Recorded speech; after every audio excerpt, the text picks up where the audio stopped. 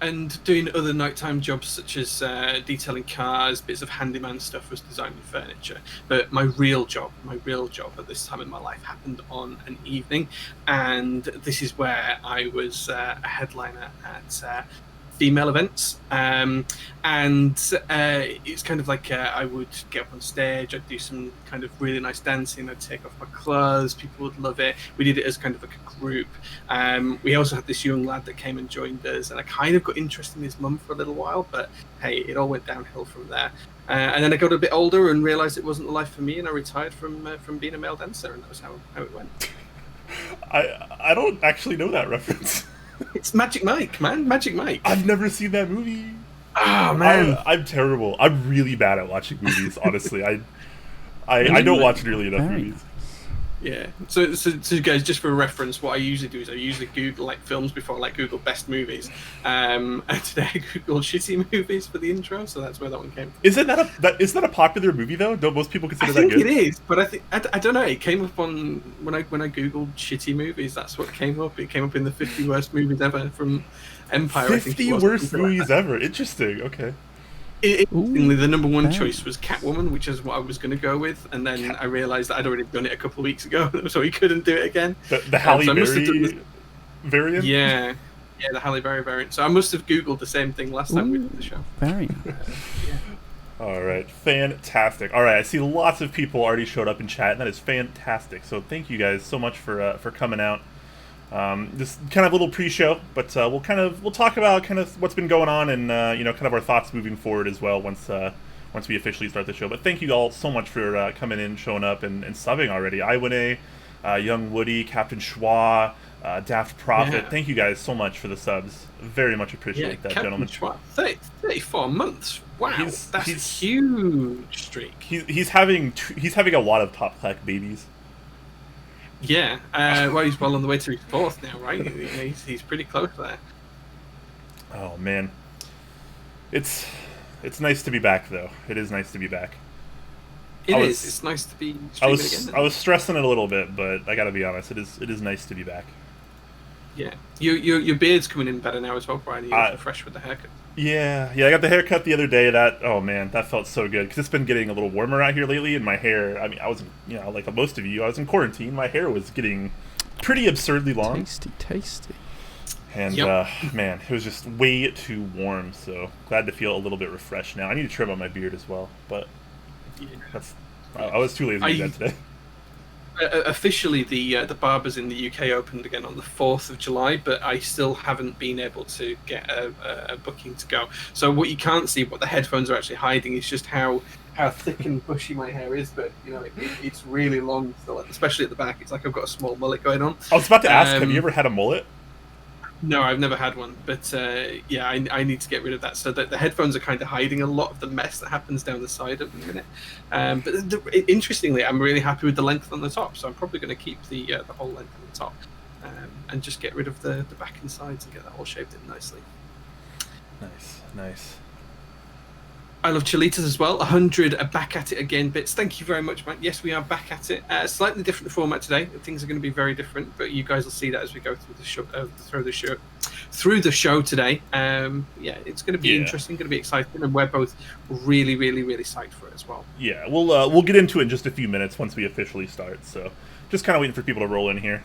I'm not expecting an insane amount of viewership today, just because we have missed a couple episodes. So it is what it is, but that's okay. That's something we're not going to care about anymore. We're not going to worry about it.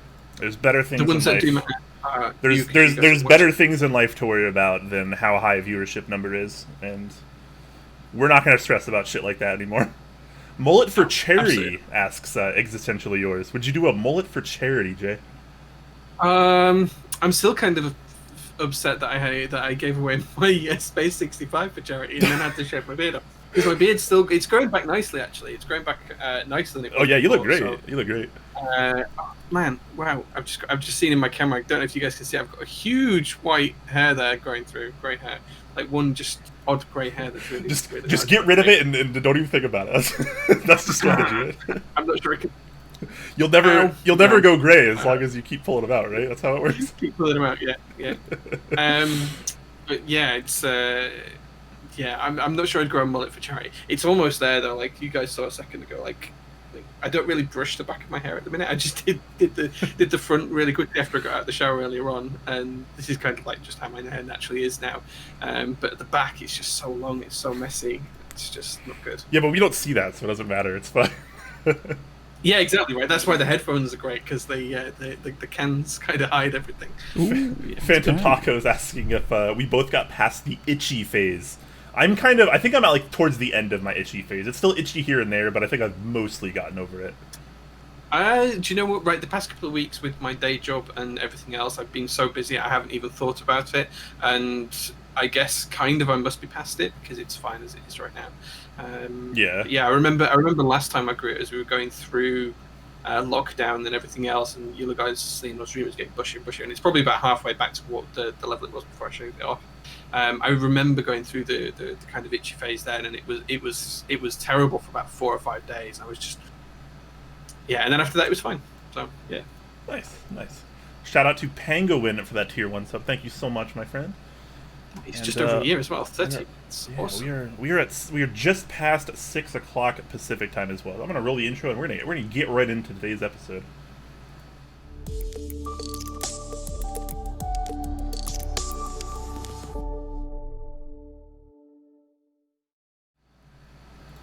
Hello, ladies and gentlemen, and welcome to this week's episode of Top Clack. I am your host, Quakemz, joined, as usual, by my lovely co-host, Jay. And today is going to be an interesting stream, and we have a lot to kind of go over. And we're going to be kind of doing this as we can. To be totally honest, we're a little unprepared for this stream, but I think that's going to be okay. And at the end of the day, you're prepared. Okay, sorry. No, you're always prepared. You're way better than me. That's just how it works. I am unprepared for this stream because I am a terrible person. But we do have some things to go over, and we are going to be changing up the format a fair amount. So, Top Clack, as you probably knew it from weeks and weeks and weeks ago, where we like to talk about all the interest checks and group buys and such, that's going to be kind of coming to an end. We are still going to be covering some news topics here and there based on what they are and how we think the community might benefit from them. But overall, this isn't just going to be a news stream anymore. It's not just going to be an interest check dump where we give our opinions on group buys and interest checks and such. There is just too many things happening in the community, and it's too hard for us to kind of keep up with a lot of the other things in our life as well. And at the end of the day, you gotta be honest, we just weren't entirely happy putting out that kind of content.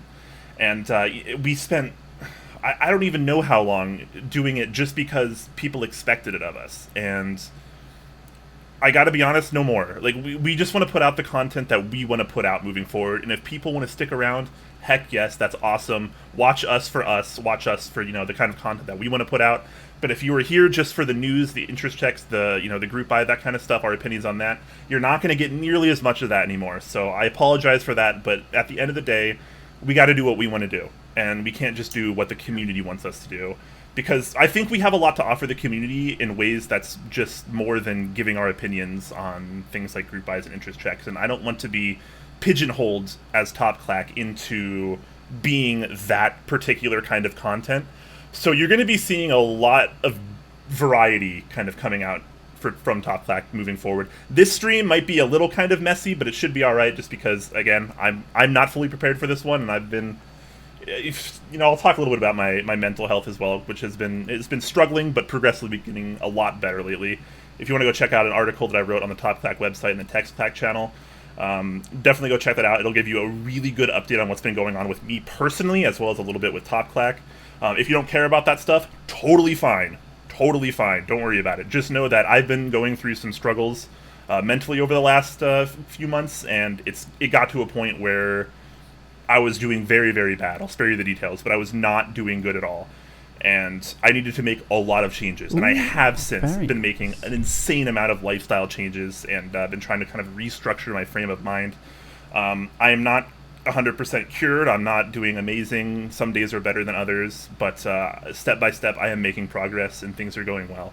And the community has been immensely helpful. I've gotten so many amazing PMs from so many people. A lot of people that I haven't heard from in a long time, a lot of really high-profile community members that have dealt with similar things that I've been going through lately, and it's it's been really humbling. It's such an honor to be in this community with how people have been treating me lately, and it's been very helpful to my overall mental health as well. So I just want to thank you guys so much for understanding. It's going to be a struggle for me a little bit, but just have a little patience with me, and I'd really appreciate that. And hopefully we can, do some fantastic content. And at the end of the day, Jay and I, we want to have a good time, and we want to try to better the community in our own ways. And if people want to come along for the ride, that's awesome, and we hope you do. But if it's not your style of content anymore, we totally understand and respect that. Yeah, absolutely. And Brian, I am glad to see that you're feeling, better, and you're on the mend, as it were. I know there's a long road ahead of you and things like that. It always is with this kind of thing. But I think the rest of chat will agree with me when I say we're here for you. So hearts in chat for Brian, please, folks, because I'm getting a little bit teary at that. I was getting a little teary too, but that's. Hearts in chat. I appreciate that, guys. You'll care about it, and I want you guys to show that as well. Thank you. So yeah, I completely agree with what Brian said. We pumped out a lot of content for a long time that we just felt like we had to, not because we wanted to, and Brian realised this before I did, and we sat down and had a chat a few weeks ago, and he kind of explained to me how he was feeling, and it was kind of like the veil had been lifted. It's like, oh my god, I feel exactly the same way, and I hadn't even realised that I'd got to that point.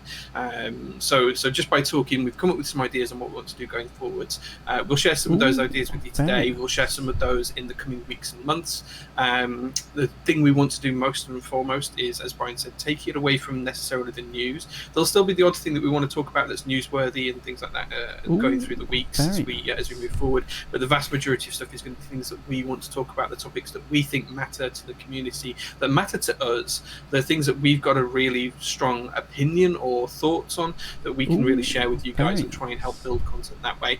And we want to do some interesting things with the stream as well, some new segments, all different kinds of things like that. So lots to watch out for, guys. And as Brian said, if this news topic, if the removal of the news topics isn't for you and you preferred that news show, really sorry, but this is the content that we want to do. So thank you. And there certainly are these days. There's numerous sources where you can kind of get more consolidated news and opinions and feedback outside of something like Top Clack. So. We have been doing it for a while, but it's just ran its course, and we need to kind of mix it up and try something different. So I think our approach kind of going forward is, we're just going to put out the content that we want, and it's probably going to be structured more like kind of like a chill and wholesome podcast, as opposed to like a news stream of sorts. So we're moving forward. Chances are we're going to have multiple segments where we kind of bring them in and out depending on the day or the topics or how we're feeling. Or how we feel. And we'll be bringing people on more often as well. We'll have guests on this segment, like this actual stream, and it won't necessarily just be like interviews. Like I might do interviews with Behind the Keyboard aside from that sometimes, but we'll bring some guests on just to talk about the topics that we're talking about, just to get some more opinion, some more discussion, and some more brainstorming. Because at the end of the day, we want to provoke your thoughts, and we want to get you thinking, and maybe try to help support the community, because a lot of you are fantastic, but there are people out there that have a very negative mindset in the community lately, and that's something that I think that if we kind of help to restructure our frame of mind, which is something that I've been really doing very, very harshly over the last couple weeks, just because of my mental health. I think that the mind is a very powerful thing, and at the end of the day, the quality of your mind determines the quality of your life, and that's a very profound thing, and it's also incredibly true of this community. So I think that if we can kind of restructure our minds a little bit, and maybe kind of calm some of the hate and the malicious content that a lot of people are just kind of putting out these days. I don't mean content creators per se, but just the way a lot of people approach conversations and debates and arguments. The mindset isn't always amazing in this community, and while there are a lot of fantastic people out there, like a lot of you guys in chat right now that are showing up and subscribing and showing all your hearts and loves and saying nice things, that's wonderful. But that this is a very small part of the community, and there's a lot to kind of build up and rebuild, I feel like, in the keyboard community. And while a lot of things we're doing are fantastic and we're moving in some good ways, I don't think everything is going amazingly in our keyboard community right now, and I think a lot of people have started to pick up on that. So I think there's going to be kind of a strategy here where I'm going to be a little bit more philosophical, I think, than I used to be, and we're going to talk a little bit more about things like frame of mind and maybe how the community should be progressing. Of course, we'll be interacting with chat a lot, I think, moving forward as well, and getting your opinions, because obviously, we all have valid opinions here, and I think it's good if we kind of can get together and maybe get in a similar frame of mind of positivity and trying to move forward in our community in the best of ways. Because there's right now there's just more drama than ever. There's more hate than ever, and there's everything's under so much scrutiny these days. It's hard to feel relaxed in this community. I see arguments every single day, here and there, and it's hurtful at times, because I feel like there are other things we could be focusing on than just, bashing this person, or et cetera, et cetera. There's so much to do in this community, and I think a lot of people have lost sight, about maybe why they're here and what they could be doing while they're in this hobby. I completely agree. It's tiring sometimes, just trying to keep up with everything that's going on, and especially when there's negativity and stuff like that. And I'll be honest, I've been in Discords where some conversations have been happening, and they've been quite amicable, and they've been discussing things, and all of a sudden it's just taken a little bit of a turn for the worse. And do you know what? I've just closed the app down, and I've shut my phone off, and I've stepped away, because I can't.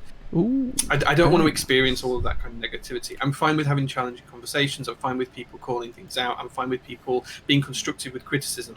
But when it just becomes a bit of a shit show, I kind of don't want to be in that kind of environment anymore.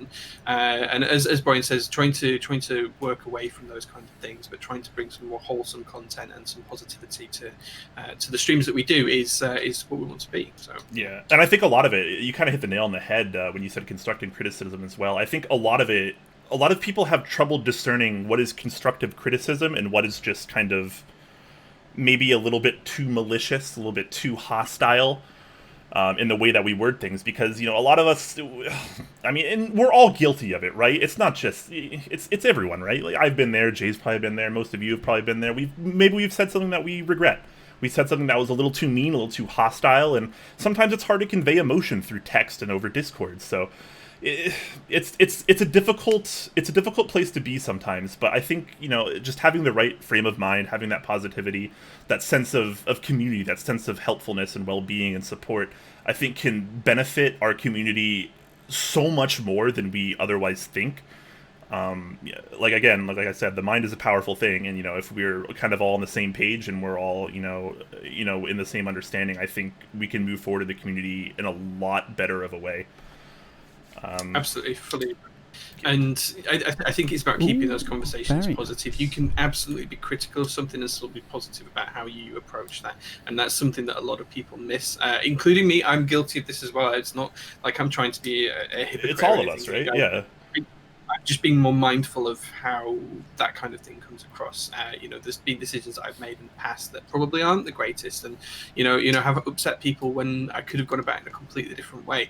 And that's something that's a mistake that everyone makes, and we just need to learn from that. Learning from your mistakes and doing things differently later down the line doesn't make you a hypocrite. It means you're growing as a person, and a lot of people forget that as well. So. Yeah, and one thing I want to touch on before we actually start some of our topics for today is just kind of the mental health aspect of not just me, but like our community and our world right now as a whole, because the world is an odd place to be right now. Obviously, a lot of countries are kind of just getting over the coronavirus, and maybe things are starting to normalize and stabilize a little bit. In America, it's actually quite the opposite. Being an American is difficult for a lot of people right now, just because of I'm not going to get too political here, so I don't want to start any kind of political arguments. That's not my goal here. But at the end of the day, there's a significant rise in mental health issues in America right now. There's a significant rise in suicide rates in America right now. There's a significant rise in unemployment and all the other things that you might have expected from a pandemic like COVID. And in my immediate local area, a lot of people, and I see it almost every day. I go out and walk. Like people don't care about other people in the world, in America right now. It feels like I drove by a bus stop the other day. They were waiting for the bus. They were about to get on the bus. There was about at least 10 people in the bus stop. One person had a face mask on. The other 9 or more did not. And they were getting on to public transportation. This was just a couple days ago. Masks have been mandated by our governor since June 26th. People still don't care. People still don't care about wearing masks. People think COVID is a hoax out here. And that kind of mindset is really rough on a lot of people, and it's, again, I'm not going to get too political, but I will say that I don't really know what my future is going to look like as an American, and because of that, it's very scary. And that's just one of many issues I've been kind of struggling with lately and trying to process in a more positive light. But it's very difficult at times. But with that in mind, I think that a lot of people are stressed right now. A lot of people are going through and having anxiety attacks, panic attacks. They're starting to show symptoms of anxiety and depression, like I have been. And it's very difficult because once you're in that frame of mind, you just want something to take the pain away. Like it's so hard to like better yourself once you're in that frame of mind, and it's just a downward spiral. And I noticed it with myself too. This is exactly the thing I went through. I started getting way more irritable. I started lashing out at people a lot more, and I just wasn't happy with myself. So, and I think a lot of people are kind of feeling similarly. A lot of people are very stressed right now for one reason or another, and it's understandable. The world's a difficult place to live in sometimes, and just existing can already be a struggle to begin with for a lot of people. And I think it's worth noting that everyone that you run into is probably battling something in their own way, whether you see it or not. And it's good to have some compassion for our fellow human beings and our fellow keyboard enthusiasts, to keep that in mind, because now more than ever we need positivity. We need a sense of community. We need a good structure in place where people can have a good, like, safe place to be. And a lot of people are being chased out of the community just because of how malicious some people are, and it's not a fun time. Yeah, I completely agree. And I think that even with the best will in the world, leaving all the politics stuff aside, the masks and everything else, even without all that, even if everyone was following all of the rules and things that were going to help everyone around, just the fact that we've been through COVID as a whole across the world, this is a worldwide thing, and everything else that's happened in 2019, Black Lives Matter and the forest fires in Australia, those were still a thing back in January, guys, if you can remember. It's been one of those years that even the best and most well-adjusted person in the world, they're going to feel some kind of negativity about something in their lives across all of that. Just not being able to see friends and family for 3 months, depending on where you're from in the world, that can be, hard as well. So no one has it easy right now in the world, and some people deal with that better than others. Some people show a better face than others, but at the end of the day, deep down, I don't think there's anyone that hasn't been affected in some way negatively by everything that's happened in 2020. And don't forget the murder hornets. Blind Panda says, it's just one of those things. The world is not a good place right now. There's so many bad things happening, but where we can be better is to each other. And to Brian's point, we just should be better to each other. That doesn't mean to say you can't still be, critical of someone or anything else, but it's the way in which you approach that needs to be positive. Yes, criticisms are essential both in life and the keyboard community, but it's how you frame it that's most important too. Building good habits and trying to discard bad habits, and just trying to get that in your frame of mind, I think is going to be really helpful for a lot of the community moving forward. And if everyone can kind of get on that same page of compassion, I think the keyboard community can get back to a place where it once again feels like a big family.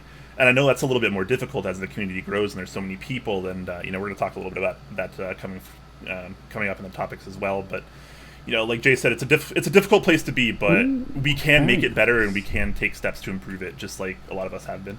Also, shout out to like the bazillion subs that have been coming. I've just been rambling. I'm so sorry, guys. I've been rambling for so long, but let's see if we can catch up. I scrolled up to catch up, actually. We had Chad. He subscribed for 12 months. Then we got PMSing Chicken, who'd subscribed for 27 months. Then Slim Thickens for 11 months as well. Then we had Teal Technic. Then Nathan Alphaman gave 5 gift subs. Thank you very much, Nathan. Really appreciate those. Then there was 200 bits from PMSing Chicken as well. 1,000 bits from Scott Water. Very nice. Letting give 500 bits. You guys are insane. Thank you so much, guys. Dark Heaven Light for 2 months. Thank you very much for the subscription there, dude. Coinstorm as well for 2 months. Well, thank you, man. Appreciate your sub. I'm scrolling down. Mr. Keeps, thank you very much for your sub. He actually has a really good message. He says, I appreciate you guys for pushing it through. I'm finding it harder and harder to stream as well. Just can't find the mindset to do it recently. But hopefully that'll pass soon. Thank you. I think we absolutely agree where we've been from that perspective. you know, it's been harder to stream. I think we've missed the show for the past 2 or 3 weeks. I missed 1 or 2 build streams. Just finding the motivation to actually stream has been difficult. And, very nice. I also want to point out, this is very worth mentioning. If you want to take a break, take a break. There's nothing wrong with taking a break. Don't let anyone else tell you otherwise. If you don't want to stream for a week or two, then don't stream for a week or two. Very nice. At the end of the day, Mr. Keebs in particular, you're a great content creator, and you put out amazing content that so many people absolutely love. Super positive, super wholesome. But if you're struggling with it, then you got to do something about it, right? You got to take a little bit of break. Slide into my DMs. Let's have some conversation. I have some wholesome conversation for you, Mr. Keebs. Slide into my DMs after the stream here, and we'll talk about them. And that's a shout out to everyone too, because now that. And I said this a little bit in my my article on the website as well, is I spent almost all of my life thinking that things like anxiety and depression would never affect me, because I had a positive outlook. Like, that stuff would never affect me, right? And then it did. And I didn't understand it. And like now I've had friends growing up with depression and stuff, and I never could relate. I never understood it. And it was like, what do I do to help? But like now I get it. Now I actually understand what these other people are going through, and it's not easy for most people. And if you're struggling with that and like you don't have an outlet, come to Top Clack. You don't even have to watch the streams or sub or anything. Just come to the Discord, have a good time, message me, just slide into my DMs, and you know, we can have a good conversation, and then maybe I can help you out a little bit in any way that I can. We need a sense of community now more than ever. The more that we can help other people in this community right now, the better. And Mr. Keebs is an absolute joy in our community, and someone that this community cannot afford to lose. So, you know, we got to do what's best for everyone, man. Yeah, absolutely, fully agree. J-Chef as well, thank you very much for the 20 tier 1 subs. That's amazing of you. Thank you, dude. 100 emotes from that one. 20 tier 1 subs. That's crazy. You guys are freaking wild, man. Existentially yours, 6 months of subs. Thank you, man. I know I'm probably missing some bits and stuff like that in there, but as well. But guys, thank you very much for the support. I genuinely can't tell you how much that means to Brian and I. The fact that we come back after a couple of weeks away, you know, the viewership's still up there. You guys are dropping bits and subs and God knows what else to yourselves and to other people, and sharing the love a lot. And J-Chef, thank you very much for that. Nathan Alphaman, thank you very much for sharing those gifts. It really, really means a lot to us. Thank you, guys. Thank you. And as Brian said, if any of you want to chat, you know, come over to the Top Clack. We have got the kind of like a live talk channel in there as well. So if which has been getting a lot of use lately. Yeah, more than usual. And it's a no judgment zone. It's a no judgment zone, guys. So like, you know, in now more than ever going forward, we're going to be enforcing that in this server as well. Like, it needs to be a safe haven for people, whether you have, you know, a mental disorder, you know, illness or not. It just needs to be a place where good people can congregate and have a good time and be genuine. And any kind of hate or malicious intent is no longer going to be accepted in any Some format. people just, you know, even if you're not feeling, you know, even if you're not suffering from anything like depression or otherwise, sometimes you just need an outlet, somewhere to just scream for 5 minutes. You know. Yeah, I literally got in my car like a week ago, like when I was like starting to kind of get better. I got in my car and I drove around for like 10 minutes, and I shit you not, I was just screaming I cried a little bit, and I just screamed for like 3 minutes straight, and it felt a little bit better just to kind of get it all out there. And like, you know, whatever's bothering you, just scream about whatever's bothering you. Like, there's so many things now, I feel like, that can just, even if it's just a minor improvement, can kind of start to compound in your life in a positive way, as opposed to a negative one. So, you know, I've been working on a lot of stuff lately, a lot of like self-betterment stuff, and I've been learning a lot, and it's been helping a lot. So I want to try to kind of use that in the keyboard community as well. Which is why earlier I said I kind of want to take a slightly more philosophical approach than I used to, and that kind of stuff. Shout out to Fizkey and Faza for the subs as well. Thank you so much, guys. That's mighty kind of you. So many freaking subs and bits today. Fizkey on 34 months as well, and Faza on 19 months. Thank you, gents. Genuinely appreciate 34. That. Wasn't Captain Schwad 34 months also? Is that the maximum? 34 months is the maximum. Yeah, you can be at right now. Yeah, it's just about to go to 35 months as of a week and a half away. So, OGs, man. OGs. OGs, yeah. Marquez as well with the Twitch Prime sub. Thank you, dude. Thank you very much for that. appreciate that old Twitch Prime sub. That's really nice. Thank you. Thanks so much, guys. With that in mind, should we actually start talking about some of the topics that we had scheduled for today? Yeah. I mean, we were going to do like a mini mail call for once, but I've just realised that because you put something on the list. Well, you know what? We can do whatever we want, Jay. If we want to do a mail call, we can do a mail call. Do you know what? You show off what's on your mail call. I'm just going to nip what's on my mail call. I'm going to show off. I left it downstairs, but you show that, and I'll be back in 30 seconds. Okay, I do want to show this off just because I was immensely humbled by this. So, I don't actually know if I showed this off on a previous stream. I know I've talked about it in the Discord, but basically, I had almost no idea. I basically had no idea this was coming, but I'm trying to get this out, and I'm struggling immensely. So I'm just going to do this. Smith & Rune, they legitimately just sent me an Iron 165.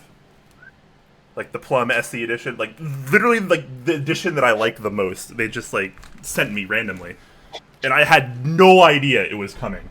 And I was just like... I knew that was coming. You knew it was coming. And I remember, I think you might have mentioned it, like, months and months and months ago. But, like, my life has just been, like, an emotional and mental roller coaster over the last, like, 3 to 6 months. So, I've not really been in the keyboard community as much as I had previously been and as much as I want to be moving forward.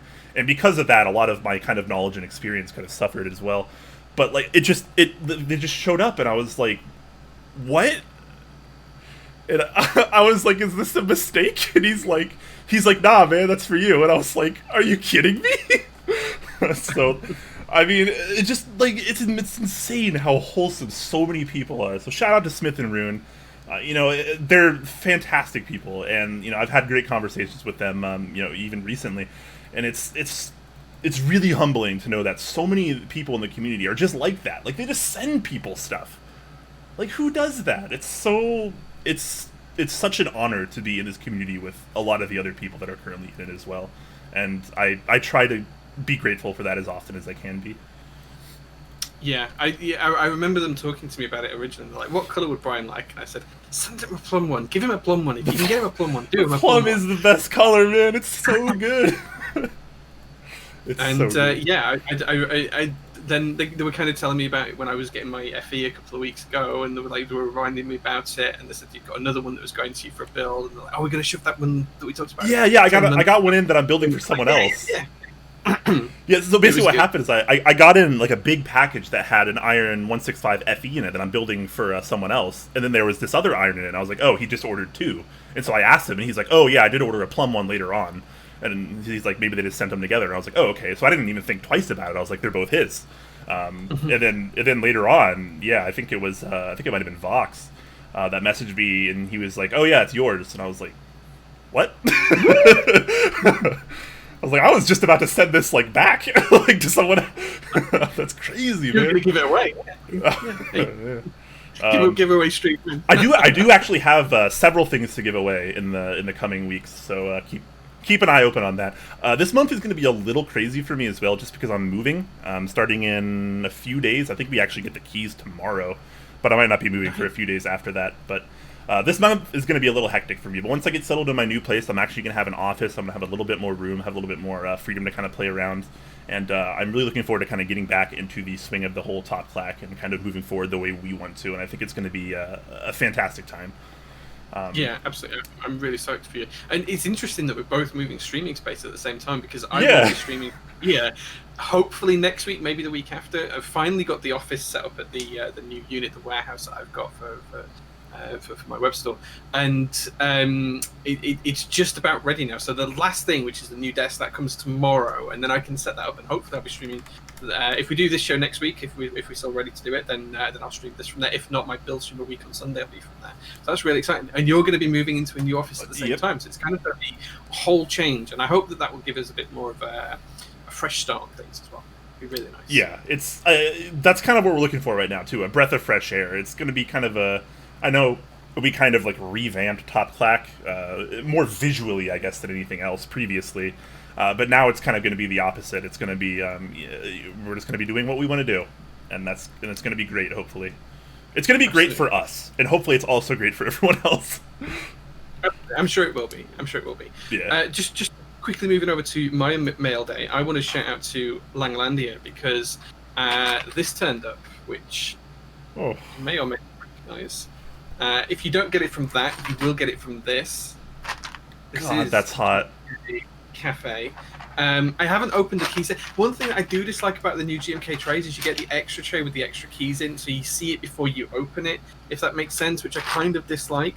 But I'm really, really excited by these colors. I don't know if you can tell, but these are really, really nice. Those look like they came out really well. Yeah. I mean, the coffees are a little old now, but you can kind of see the colors there, right? Look. Yeah. Look. You can see it. Yeah, it's nice. I'm really, really happy with it. The colors look great. Yeah. Okay, I was putting it out in chat, actually. Lang doesn't even have his set yet. I don't think there's any stateside, right? It hasn't actually shipped to America yet? Yeah, I don't think so. Like, I think it's been with My Keyboard for a while. Like, the pictures started to show up like 3 or 4 weeks ago of it. But My Keyboard were actually in the process of moving their offices because everyone's moving. I think 159's been moving as well, and also everyone's moving right now. I think the end of a lot of people are moving. My Keyboard were moving offices, so they got like 3 or 4 orders out, and then things stopped whilst they moved, obviously, because you can't ship and move at the same time. And then I got the shipping notification for this yesterday, so Wednesday, and then it turned up today, and I was really, really excited about it. And I think I'm going to put this on my Iron 165 and use that as my daily driver for a little bit, because that's white and everything else. You have an E-white version? Oh my god! Yeah, I've got the E-white version. I was watching Lang earlier. Lang's been streaming. He's trying to make affiliate. So everyone, make sure you go subscribe to or follow Langlandia. Well, and subscribe to him too once you can. Follow Langlandia on Twitch because he's been streaming every day lately on his path to affiliate, and his content is fantastic. If you've never seen or talked to him, he's like legitimately one of the nicest and most genuine human beings ever. And the reason I bring this up now is because on the stream earlier he was talking about putting cafe on his white Iron 165 FE, and my gosh! I see. No, you're gonna copy him. He designed the set. Come on, man. Hey, if I've got it there first, I think actually Full. I don't know if Full's watching, but I think Full actually did it on his white Iron 165 a couple of weeks ago. So we're both technically copying him. So it's been done. Yeah, that's Japanese Horror Writer here so as well with 1,000 bits. Thank you very much, Japanese Horror Writer. Glad to see you back, and thank you very much for those bits. The man of few words but many bits. You got it. You gotta love him. Right? I've spoken very little to Japanese Horror Writer, but every single interaction I've ever had with him has been the most pleasant thing in the world. Yes. And he even sent me a set of GMK Unicorn a few months ago just because he wanted to send it to me because he realised that I couldn't find a set after I gave mine away years ago. And do you know what? He's just such a nice guy. So thank you very much for being around, Japanese Horror Writer. You are one of the nice people out there in the community, and I've got a ton of time for you. So. Heck yes. All right, well, over 40 minutes into our stream, do we want to tackle our first topic of the day? Yeah, so very nice. Just for some context, guys, what we did is Brian and I said the other day, but let's come up with some topics to talk about and stuff like that. So I sent Brian a few topics over beforehand, and we've kind of just dragged them into our news doc, but they have no structure to them. So if this feels a bit messy or if it feels a bit weird, yes. I apologise in advance. When I said I was prepared, I literally just come up with a few points, and that was about it. It's way more prepared than me, okay? So at the end of the day, like Jay mentioned, this could be a little messy just because we didn't really have much time to structure this together. But moving forward, we are going to try to structure a little bit more. We still want to be have some semblance of professionalism, have some segments, and kind of have some structure. Yeah. And we want to have a direction and know where we're going. With that said, today's episode is probably going to be a mess, so just bear with us, please. But we look forward to your opinions in chat, of course. Yeah, I'm thinking we should start with the bottom one on here, Brian. What do you think about that? Yes, I've been wanting to talk about that for days now, ever since Mike over at Novelkeys reached out to us. So for this one, I'm actually going to swap over to... Oh, crap. I was so unprepared for this. All right, there we go. So some of you might have seen these already, and some of you might have never seen these already. What you're looking at right now are some Novelkeys branded JWK switches. And you might think, well, why is that interesting? We have a bazillion JWK switches on the market now. What's the actual difference? Well, I'm going to be honest with you. At the end of the day, most of the JWK linears are pretty much effectively the same. What makes these really interesting is not only is there a range of weighting here, you also have fully lubed switches here, as well as fully dry switches here. So Yeah. this black series of switches here with the black housings will be completely dry. So these are going to be the ones that are going to be a little bit more geared towards, your typical keyboard enthusiast that lubes his own switches or has his switches lubed for him, et cetera, et cetera. So you won't have to worry about cleaning off any factory lube there. You can go in dry. You can go ahead and, wink, wink. Go in dry you can lube yourself. I'm not going to comment on that. You're not going to bait me with that. I was trying to bait you, but it wasn't entirely working. But this is really interesting because for a lot of you that might not know, we don't really have fully tuned switches straight from the factory. We've tried it on numerous occasions, and we've failed on numerous occasions. However, I do believe in JWK switches, and I do believe even more in Novelkeys. So he has said he was quite happy with the way the lubed ones turned out, which has me very excited. And this got me thinking, when were some of the last times we've seen people attempt the fully lubed switches from the factory? I think it started in 2016, 2017 with the introduction of the Panda switch from Inver. A lot of people don't remember because nowadays people just think it's a component to a Holy Panda, but originally the Panda switch was supposed to be a fully tuned switch from the factory. It was supposed to be fully lubed and have a custom spring. It was supposed to be the kind of switch that people bought that didn't want to lube their own switches. It kind of failed. On the market. It was kind of how it was marketed, not in those exact words, but it would be super smooth, pre-lubed, all of those kinds of things.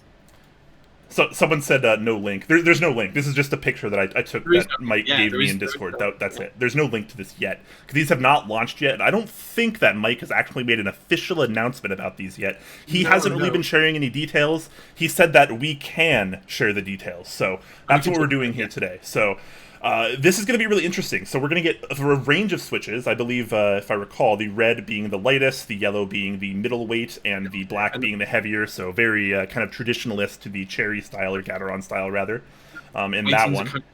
Those as well. So the weightings are what you'd expect from a cherry red switch or a cherry black switch or like a Gateron yellow switch or whatever color you want to apply to those. The weightings are going to be very similar to those as well, from what I understand. I think the interesting thing for me though is the choice of lube on these as well, Brian. That's the other thing as well. When we've had lube switches in the past, historically they've used generic lubes that have been designed for plastics. They haven't used any of the kind of community acceptable lubes. So if you think about lubes today, you're thinking of Krytox, whether that be a grease or an oil. That's kind of where we tend to head to as a community. Those seem to be the best. I mean, there is all the old Tribosis ones as well that some people prefer as well.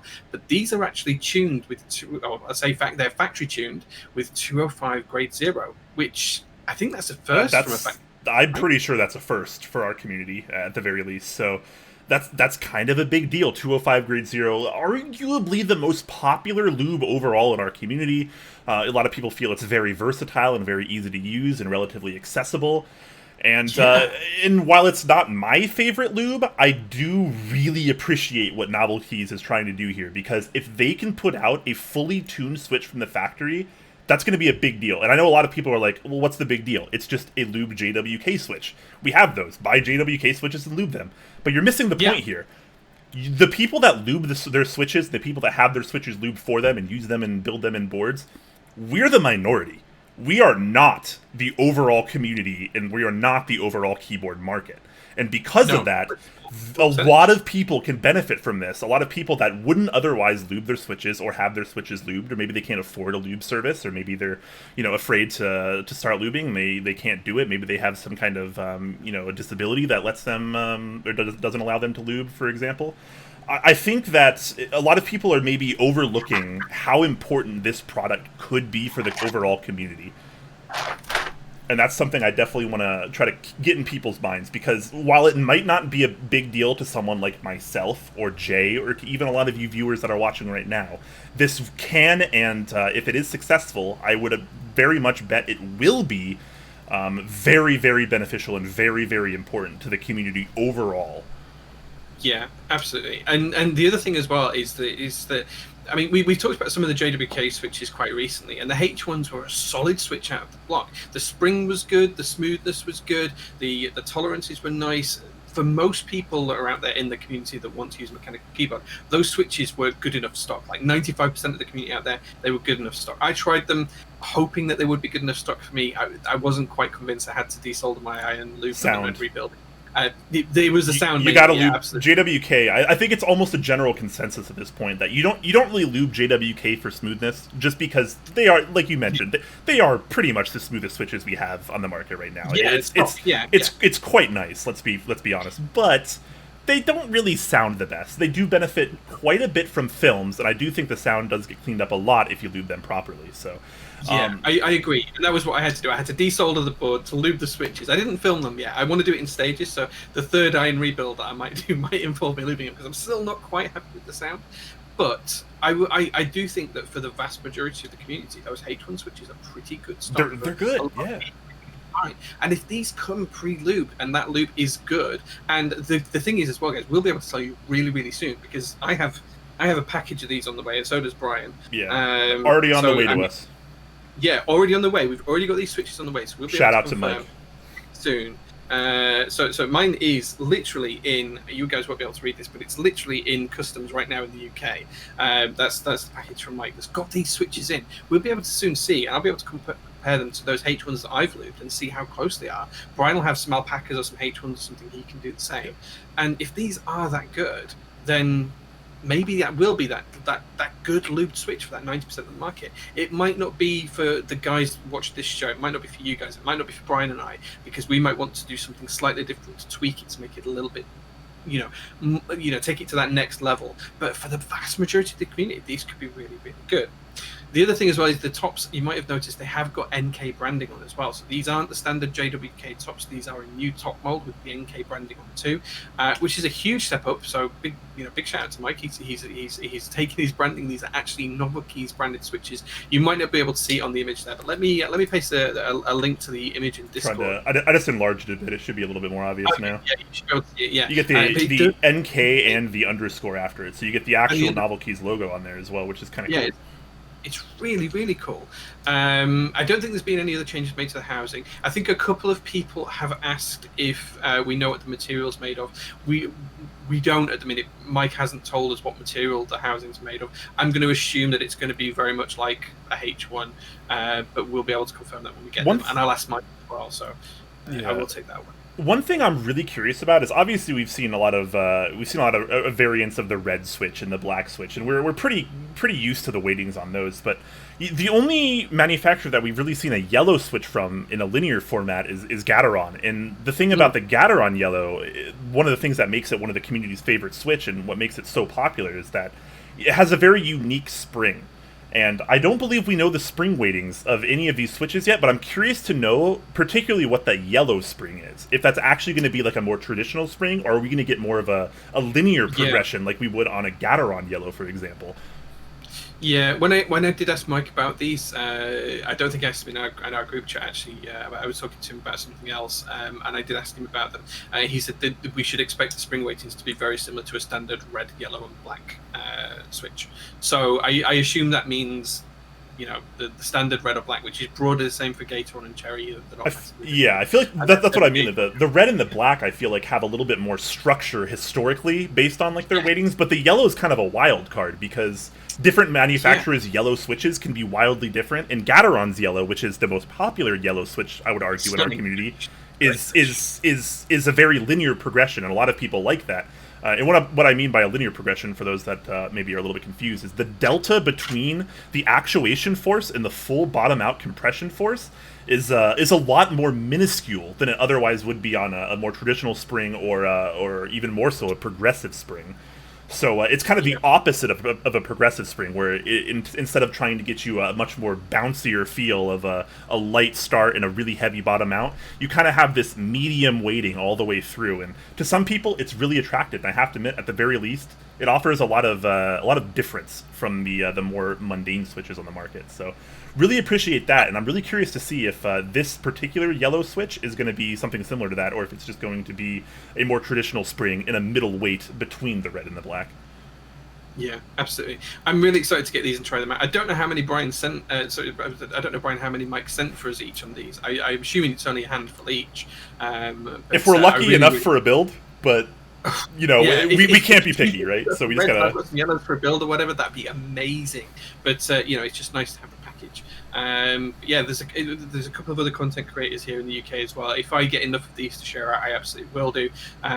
We could definitely send some around.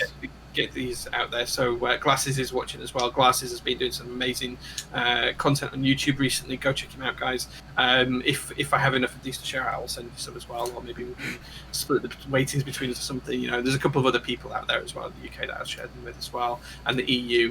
So I'm thinking Querdenker, the international kit guys, all of that kind of stuff. We'll try and get these out there. We need to get someone, particularly for the yellows. We need to get someone that has a Switch. A force curve machine, I believe. Is it Man of Interest? I think it's one of the, or Hata, Man of Interest. There's a few people that have force curve machines in the community now, but I think getting some switches to one of these people to do some spring testing, I think, would be really beneficial as well. Regardless of springs, I'm really looking forward to these, because if these go well, mark my words, they will be a big deal in the community. Yeah, absolutely. If these sound like a lubed and feel like a nicely lubed H1 Switch out of the box, man, that's good. And to have the option to pick the version as well that's completely, as you said, dry, for us that want to, customize our switches manually ourselves. Yeah, how can you hate that, right? Like, he's putting out both varieties. You got a fully lubed version and a fully dry version. Like, what's more to love at that point? Even if it is just another JWK Switch. Absolutely, yeah. So we're really excited to see when these come in, guys. I will try and get if the parcel comes before Sunday, I will get them on Sunday's build stream, and I'll show them off there and talk about them. If not, we'll have other streams where we can talk about them during the week and things like that, I'm sure. But we're really excited about these because it could be a big win for the community if they feel as good as they sound. They could, factory loop 205 grade 0. It's pretty impressive stuff. Yeah, absolutely. All right, Jay. Where should we head next? We still have a. I picked that one first. Maybe it's time for you to pick one. We've got a few topics, guys. So let's. I'm going to let Brian pick one. All right. I want to take a look at on this one as well. Let's go with this one. So we're going to talk a little bit about how the hobby is currently looking to people first entering it. A lot of us, as we know already, that the barrier of entry right now in the community is significantly higher than it used to be. That's just the way it is. There's so many more products now. There's so many more people now. There's so many more kind of thought processes and just mindsets overall in the community, and it's kind of hard to maybe fall in with where you want to fall in, I guess, is for lack of a better way of saying that. It's very difficult to enter the hobby, I think, at the end of the day. And it's like you're going to get so many different answers from so many different people, depending on what kind of questions you're asking. And it's let's just talk a little bit about what it's like as a newcomer entering the hobby, Jay, and what maybe we can do as not just back. Us. Are you fighting Mothra again? Mothra's back. Yeah.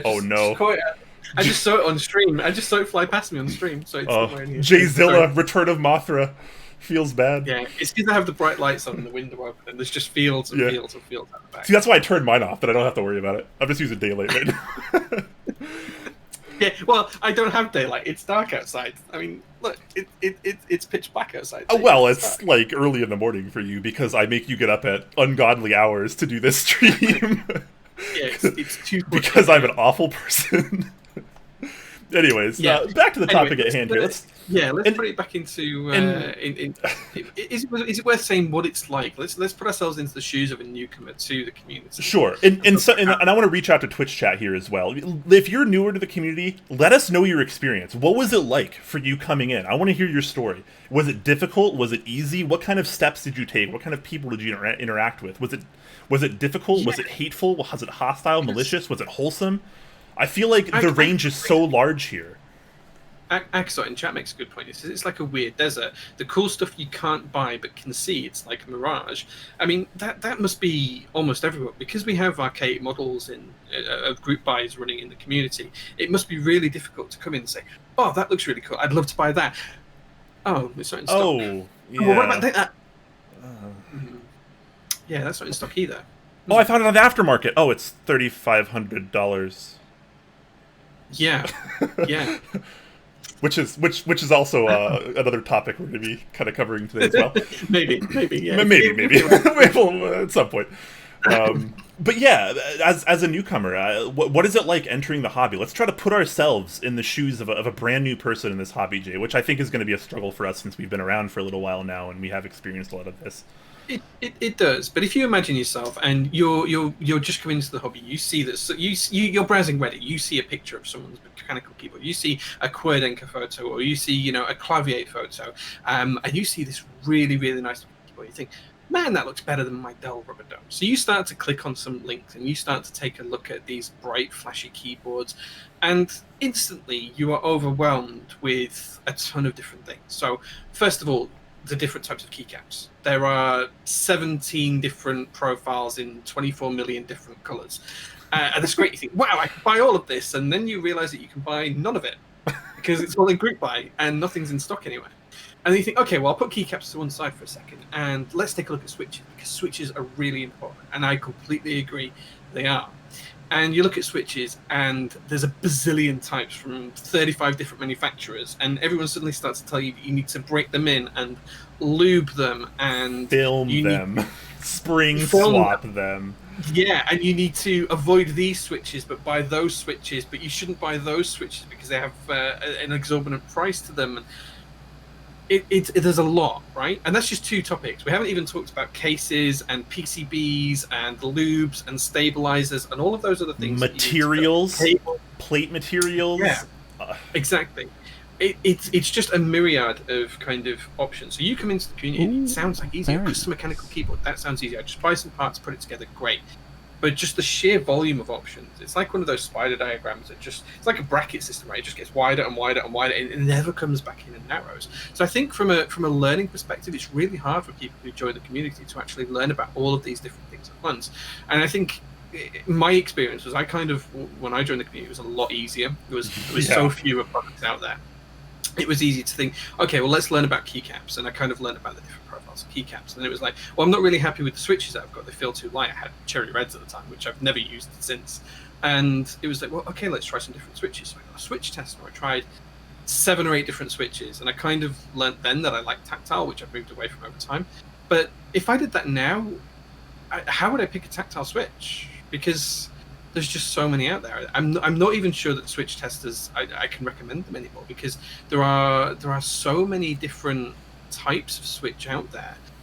Even if you pick any of the 3 categories, linear, clicky, or tactile, there are just so many different switches that fit into all of those brackets that it would be almost impossible to get them all in a switch tester anyway. It's so difficult to get through this.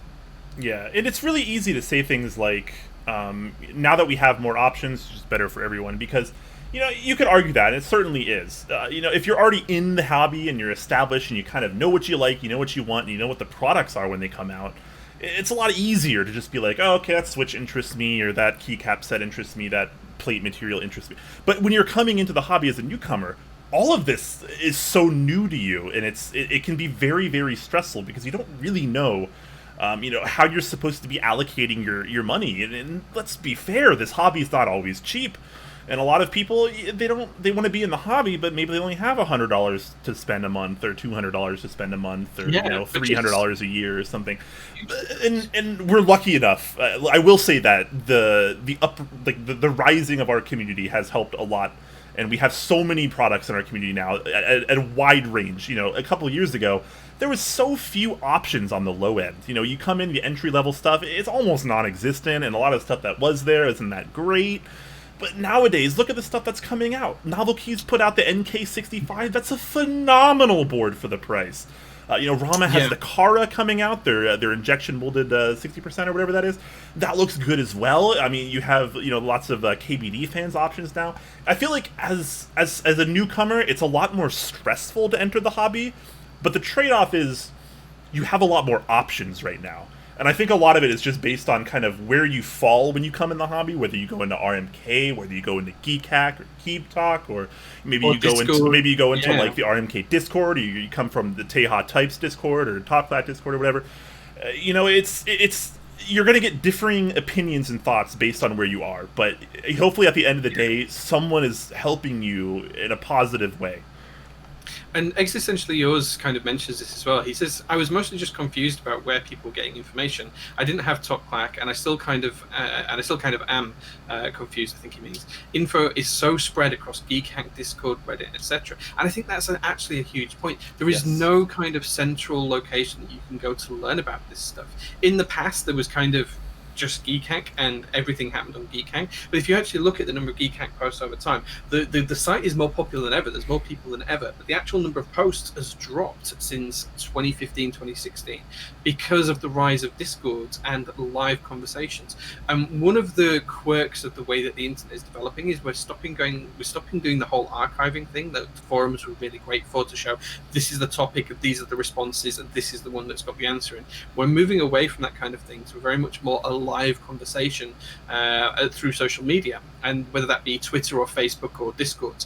And it makes finding information a lot more difficult because the chat moves at such a pace that you can't always keep up. And if you ask a question, unless chat's quiet, sometimes you don't get the answer that you need. And it's much more difficult to search those places as well, because you'd have to go to 1,000 Discords to search all the way through that. Because of course they're not linked on Google. You can't search Discord through Google unless there's something I'm missing. So you kind of lose all that knowledge unless you're live in the conversation. And this happens for a number of different things. It can happen for new products, it can happen for group buy starting, it can happen for shipping of things. A lot of information is only there and it's nowhere else, which makes it kind of difficult for newcomers as well. So the rise of all this social media has impacted the ability for people to kind of obtain this information. Instagram as well is another great example. All of the new product launches that happen on Instagram, they're not necessarily documented anywhere. Not everyone posts the interest check in the group buy thread on Geek Hack anymore. Sometimes it just happens on Instagram, and if you see it, great. If you don't, tough luck. It's really interesting to see how information is decimated. So Existential Laws, I completely agree. I think it does make it much harder to find the right information. Now, some of the positive sides to that is that there are a number of wikis loading up. So I know the Clack wiki is kind of like a bit of a dead subject. It's kind of I mean, but that's a topic. That's a topic for another time. But you're right, though. There are multiple wikis actually already in the community. The problem is when we just keep putting out more wikis and more discords and more platforms, it doesn't necessarily solve the issue. Because the community, let's be honest, guys, the community is more split than it ever has been in the past. Because we have so many platforms. We have more than just RMK and Geek Hack now. There's other forums and Discord. Discord is probably one of the heavier influences, I feel like, now. Just because almost every content creator, every designer, every vendor, every group buy runner, even people that are just putting out interest checks, everyone has their own Discord now. Anyone that's anyone in this community has a Discord. And, as an individual, how much time can you really spend across numerous Discords in a day? Some people, they jump between them, they have tons of free time, but that's not most people. Most people, they have a job, or they have a family, they have other things they have to do in their life, and they can't just jump between, 10, 15, or 100 Discords all day long, right? So most people, they pick a channel or two, or they pick a server or two, and they pretty much stick with that, and that's fine. Because for most people, that's all you really have time for, but the trade-off there is the community does get a little bit more segregated because of that, and you kind of start to get these more cliques and these affiliations where, like, this person might be like more of like an RMK guy, or this person's, a Teha types guy, or a Top Clack guy, or a Mechs on deck guy, or whatever. And like all those things are fine, but while we are being very, very split in our community just because of how many people there are and how many new outlets and Discords and etc. there are, we do have to keep in mind that, a lot of us are here for the same reason. We're here because this is a hobby. We're here because, we like keyboards and we're passionate about it. And we're not here to make drama. We're not here to make enemies. We're not here to spread hostility and hate. How many people actually enter the community to do that? Probably very few. And, that's something to keep in mind. And I feel like we can definitely better that moving forward. But I don't know if there's really a solution to kind of bring the community back together, because, I mean, if we do, then, what's really going to happen? We're going to have way too many people in one spot. A lot of people aren't going to be able to talk. If you're speaking of, like, the Discord platform, for example, if you go over to the, is it the Mekanisk server? Is that what it's called? The main RMK one?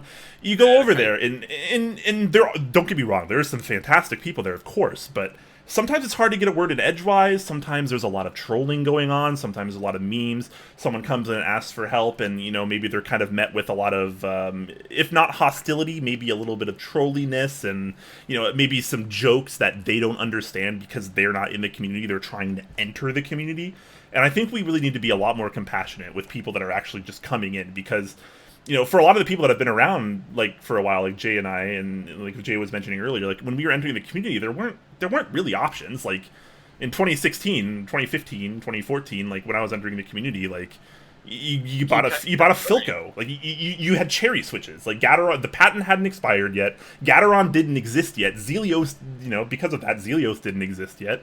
You had cherry switches, or you used Topra or a Model M. And it was really easy to enter the hobby, because it was like, well, do you like linears? Do you like clickies? Well, then you got Cherry MX Black, then you have Cherry MX Blue, you have Buckling Spring.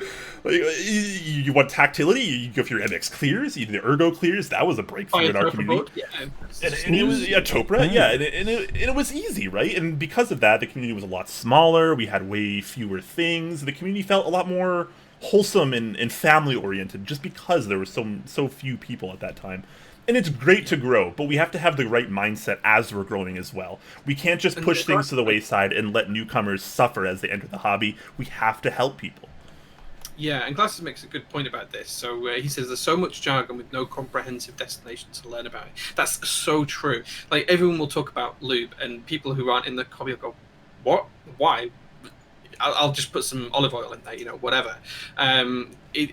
There's a lot of nuance in the hobby that just it passes people by until they get ingrained in the culture, and that can take weeks and months. There is no real one place to go, one-stop shop, and I don't think there should be necessarily a one-stop shop, but I think there is a massive opportunity for a lot of content creators who are more skilled than I am to create videos that kind of help people into the hobby. I know people have done it in the past, and they probably all need a bit of a refresh. Nathan's just started. Nathan Kim, Mr. Tehe types himself. He started to do some of these early videos. One of the guys from the UK server, he's called Gouty. He started to do some videos to try and bring people up to speed. And I think there's a huge amount of people that would find all of that beneficial. Everything from talking about how to get into the hobby to talking about hot swap to talking about soldering. It's all there to learn, and there is a huge opportunity and a huge missed part of the community to be able to bring people up to speed.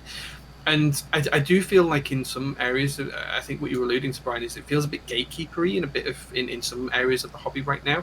Where someone new comes in and they get a little bit of trolling because, oh, you don't know what these switches are, you don't know this or you don't know that, or newbies, right?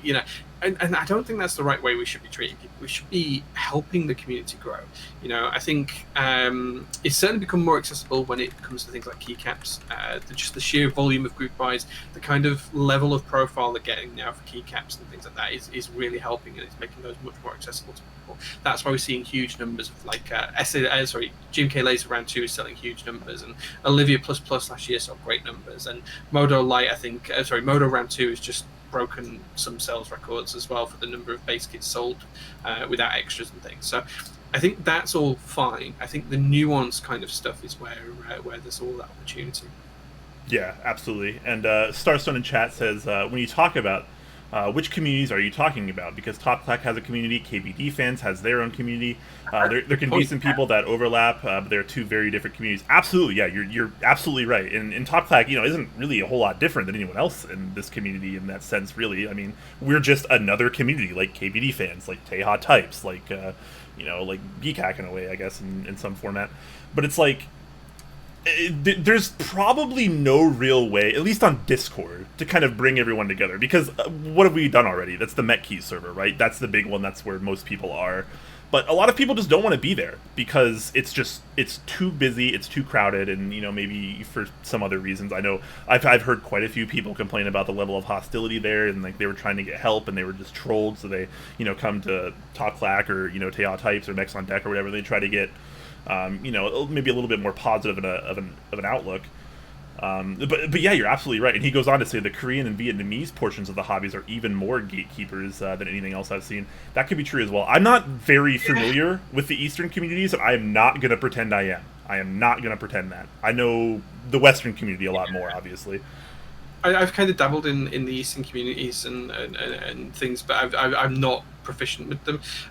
But I guess to kind of flip it back on you, Sasson, I'm really interested in what your thoughts are. Is that the right way? Do you think the community should be cliquey, or do you think we should be better being more cohesive? Do you think there's anything to be gained from being more cohesive? Or do you think it's kind of better? I don't know. People might have different opinions on that. Yeah, certainly. And I would say there are absolutely pros and cons to both. I mean, when you're cliquey, you do get a little bit more of a smaller sense of community, or a sense of community in a smaller community, and you get a little bit more of that family feel, right? Because you're interacting with a lot of the same people day to day. And I think on a day-to-day basis, that is totally fine. Because you just want somewhere to hang out. You want somewhere to de-stress, talk about keyboards, maybe pitch your IC idea, or, get some feedback on this or that. That's fantastic. Tasty. But I think as far as, actual, definitive information about products and stuff, and, that kind of information, and, that kind of wiki level of how we should have, a concentrated form of information, I think we absolutely need that. And whether that's going to be GeekHack or RMK or, insert other form here, I think that would be better. I think Discord is going to be almost impossible to achieve that on. I think we absolutely have to have some kind of web-based forum that's specifically for something like that. And, obviously, you can go to GeekHack and you can get a lot of information. I mean, it's going to be kind of split, and depending on what you're looking for, you might have to dig pretty deep, but the information's there. Some of it is, rather, but it's just not concentrated.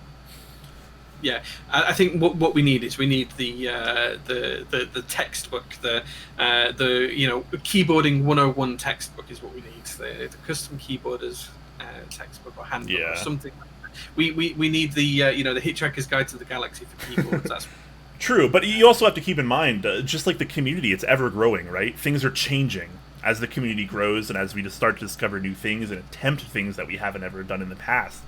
So I think that we definitely need some kind of outlet specifically for that, I feel like, but it would have to be pretty well maintained, which I think is probably the hardest part. You would actually really need a team of people that is just constantly inputting information from every outlet in the community or whatever. And we see this a lot too. A lot of group buys are Discord exclusive these days. You have to be in this particular Discord or this particular community. You're friends with this particular person to be able to get in this group buy or whatever. And that's fine. I mean, private group buys have been around for a while and stuff like that. But at the end of the day, but a lot of us don't really know what's going on in the community, because it's very, very difficult to just have all that information unless you just spend all day, every day, in every single server in every outlet, which no one can really do. The other part of it as well is just so much of it's subjective as well, which makes it really, really hard to, because you can write an objective article that says these are all the things that you could do, but it's really hard to push against into that subjective recommendations. So it's great to write a wiki which gives you all the level of information. So this is how you lube a switch. These are all the lubes that you can use. This is how you differ your lubing method if you use these lubes. But that's so subjective, and that would result in 20 different. If 20 people lube switches following that guide, there would be 20 different feeling switches at the end of it. Whether you can tell the difference or not between them, maybe, who knows, in a blind test. But that kind of thing is so subjective, and it's really hard to pull something that's so subjective and emotive together. Stasson did come back to the question I asked. He said the hobby has outgrown the ideal of community. There will be some well-known people in certain pillars of the hobby, but each will find their own community, be it GeekHack, Home, Discord, or RMK. And I think that's what we're seeing now, Stasson. Yeah, I think that's absolutely what we're seeing right now. Yeah. But I don't think that necessarily takes away from the wider community as a whole, or perhaps it should be rebranded as a hobby. Maybe you are right. Maybe you are. I don't want it to seem like I think this is necessarily a bad thing. Like I said, having that sense of community, that sense of family, you're the friends that you interact with on a day-to-day basis in your server or whatever. That's great. I think that is absolutely critical for the community, and that's what most people are doing right now, and that is totally fine. And I actually want to follow this up because Phantom Taco brought up a good point as well. He says, I think you guys are making the concept of the wiki too broad. I think this theoretical wiki should just cover things like building basics, switch basics, types of overview, materials, plates, keycaps. Absolutely.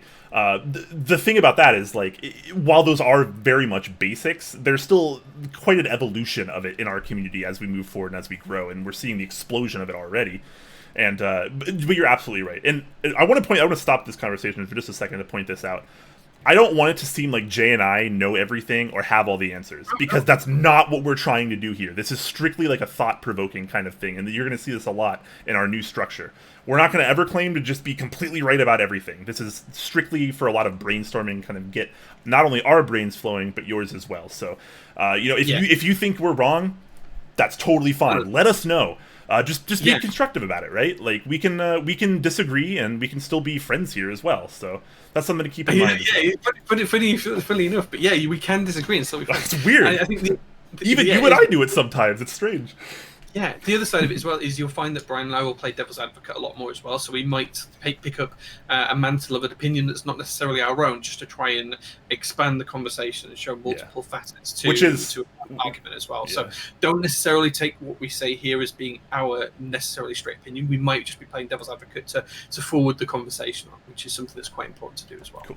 I just want to make sure everyone had that in mind while we talk here, just in case things started to get a little off the rails. But fantastic points, both from Starstone and Phantom Taco, and quite a few other people in the hobby as well, or in the Twitch chat rather. Osiris says, I think there's a balance to be both. Small clicks where private buys have happened and have gotten some keyboard designers and prospective new vendors started and given them a platform to build up themselves before they do designs and run some larger scale. And that's great too. Like there's definite pros and cons to almost everything in this hobby, right? And those are those can be definitively pro. Certainly, I will not argue against that. Yeah, Mito also comes back and says, Mito in chat, hey Mito, good to see you. I don't know. He says, I think the only thing that can be done at the end of the day is to try and make the various mini communities out there as healthy and friendly, welcoming as possible.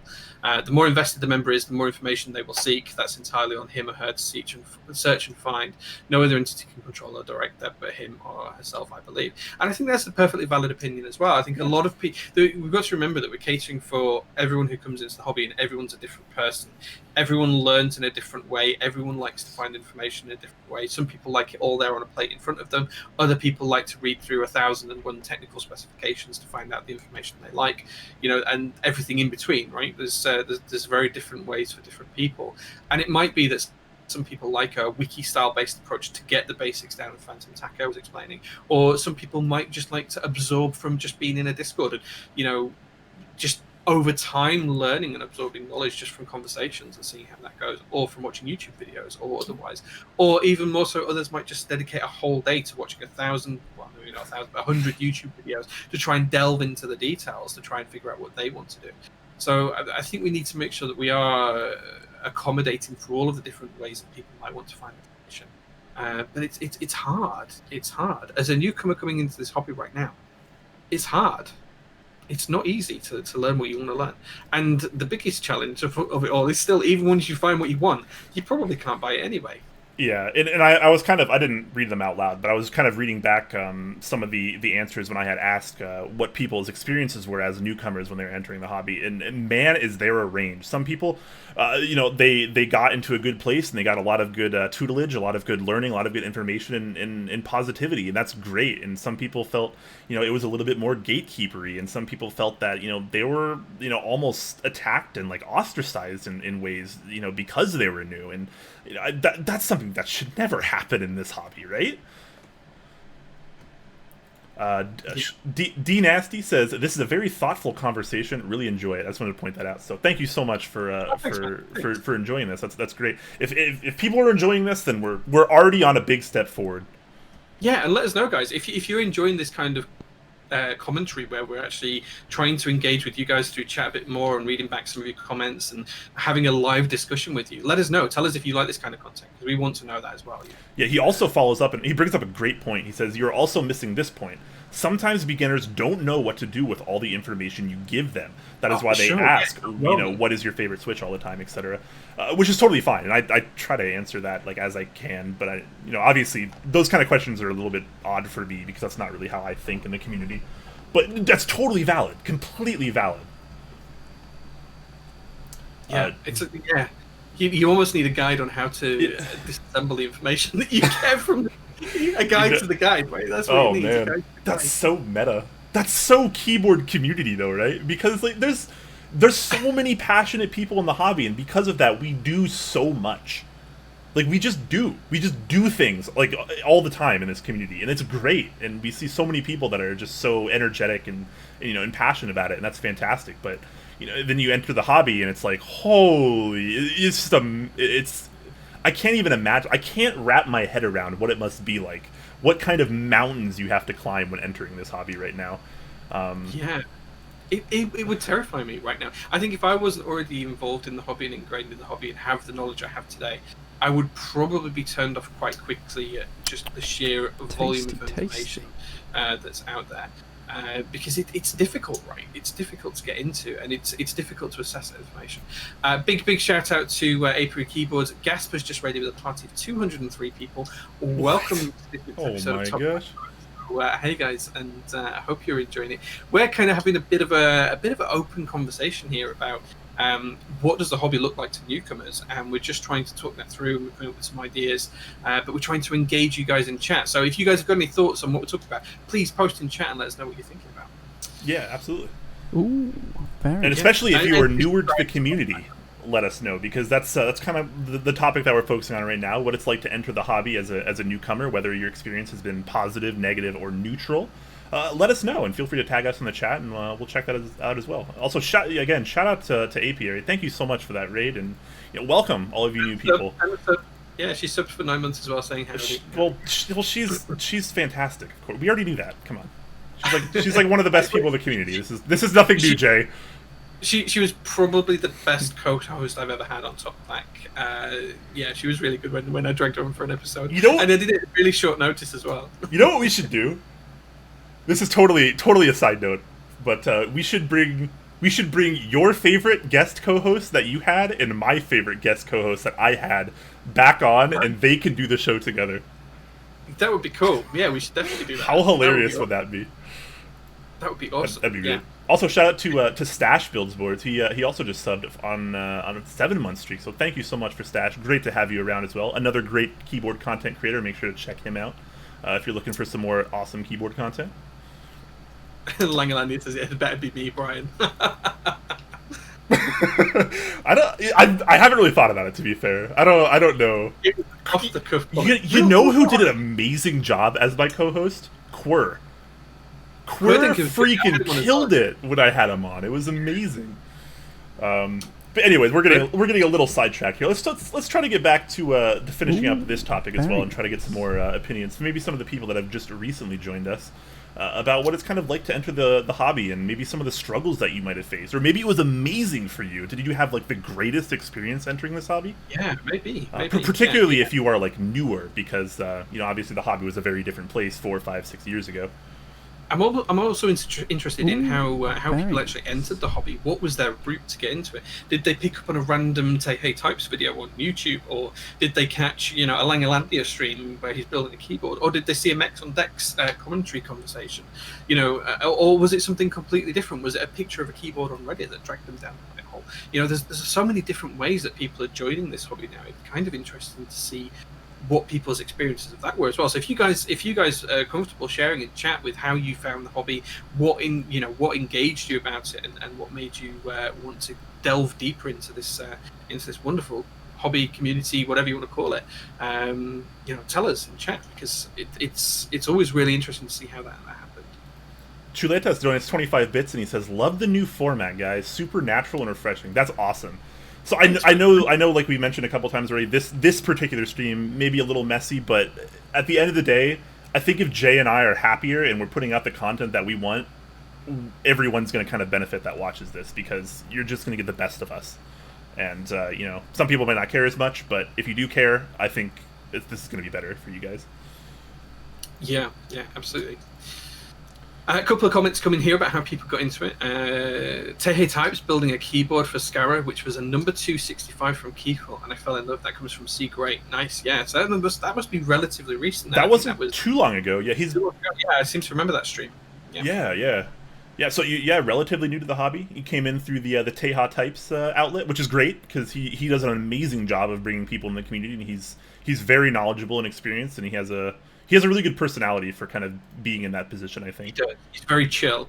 Nice. Yeah, he doesn't overreact. He kind of just, he has a very good natural flow as a content creator. Yeah, Zigra One says I had a Corsair that was dying, so I looked for one and got to a GMMK to try out switches. Nice, that's a great way into the hobby. The GMMK is a great starter board. I've even considered picking one up for some friends because they're such a good starter board. So that's a nice way in. Yeah, I'm gonna get an MK65 for my girlfriend. I think. Great starter board. I just sent one to Glasses as well, just so he could try it out and have a look at one as well. So the NK65 Mike sent me. It was kind of sat on my shelf doing nothing, so I thought I'll send it to someone to have a look at because it makes sense to try and help people out. So I've just sent that off there, and hopefully he'll have a good time with it. But yeah, it's interesting how people start off, and I think there's kind of like a stepping ladder as well, is my experience, that people tend to start off. And there's certain rungs that you can go up, almost like a ladder, as I say, where you can start off at the bottom. You can get like a Poke or a GMMK or a GK61 or one of those are the kind of entry level starter board to Tofu, and that might be something that's pre-built or you build it yourself. And then if you want, you might then start to look at group buys for keyboards and then keycap group buys, and slowly it starts escalating until you get to kind of like the really high levels where you've seen the high end group buys like the Heine TKL1 and the Iron 165 and the Keycult lads up there, right? And the ultimate premium products of our community. The echelon, the top tier pinnacle. Yeah. Oh man, I am so hyped to build my Iron Man. I keep like thinking about it. I might build that tomorrow actually. One thing I want to, I'm most likely going to be doing a build stream tomorrow. That's the plan at least. It actually might be a dual build stream with Langalandia. So if you're interested in that, then definitely make sure to come check that out. I want to put out a couple things in chat, though. First of all, Ferocious Mr. Fox and 159, thank you so much for the Tier 1 subs, guys. Very much appreciate that. And a comment that I almost actually passed right through by Thockwave. He says, Tfue. And interestingly enough, but Tfue has that mechanical keyboard now because of because of Keycult or whatever. It's really interesting that you can actually enter this hobby from someone like Tfue, who historically doesn't really have that kind of mechanical keyboard community affiliation. So to kind of have that trickle down to us, I think is one of the things that's really helping our community grow a lot. Obviously, we have people like Nathan Kim, Teo Types bringing in people very, very, very, very often because of the kind of content that he does. But if he starts building boards or other people start building boards for people like Tfue, that really opens up the gates for our community, because now that big gaming and streaming community is starting to kind of trickle down into mechanical keyboards, and I think that's another reason we've had such tremendous growth over the last couple of years. And it's while it might not seem like a big deal, it's very interesting to me personally that someone is now watching Top Clack because of Tfue. Yeah, let that sink in. That's mind-boggling. Like, you never would have thought of that 2 years ago. That would never happen. Yeah, but it's interesting because people who are outside of the community, they don't get it until you explain it in certain ways. Like, one of the big things that I have is quite often I'll reach out to companies and say I need to buy X, like maybe a custom gasket, and they'll go, yeah, what's it for? And I'm like, it's for a keyboard, and they'll be like, say what? They won't get it. But then you get on the phone with them. Like, I spoke to a company that's just around the corner from it's about 10 miles away, and I wanted some custom gaskets. And I said to them, "Oh yeah, it's for a keyboard." And they're like, "Oh right, okay. I didn't realize that keyboards in the musical instrument had gaskets in them." I'm like, "Oh no, it's not. It's not a musical instrument. This is the one you're using at your computer. It's a mechanical desktop keyboard that uses an input device for your PC." And he's like, "And you want to put a gasket in it?" I'm like, "Yeah, absolutely." And he was like, "Oh, okay." And then we got into a conversation, and I tried to explain to him that if you had a handyman come around to your house and that guy had a £500 Makita drill or whatever the top brand is, or a $500 Makita drill, you wouldn't bat an eyelid. He needs that tool for his job. And what we're seeing now is an influx of people who are maybe working from home because of COVID, or maybe they work every day inputting information to a computer. They could be a coder, developer, gamer, you name it. People use keyboards every single day. And they want a nice tool to do their job with. And that's kind of where this grows from. That's certainly how it was for me. And I didn't realize this analogy until a few months ago when I was talking to people about this kind of thing. But that's the analogy for me. I was using a keyboard a lot to try and input stuff into computer, and I wanted a nice tool to do the job with. And when you start to explain it, like, oh gosh, A1A, I want to add it again. 10 gift subs. 10 gift Wow, subs. thank you, dude. Thank you so much, Ione. Thank you, man. I lost my train of thought there. And yeah, when you start to explain it like that this is a tool that people want to use, they want a nice experience. It's the same thing as buying a nice car or buying a nice mattress for your bed or buying a nice couch for your living room. You want to sit on something nice when you watch it. It's a long-term investment.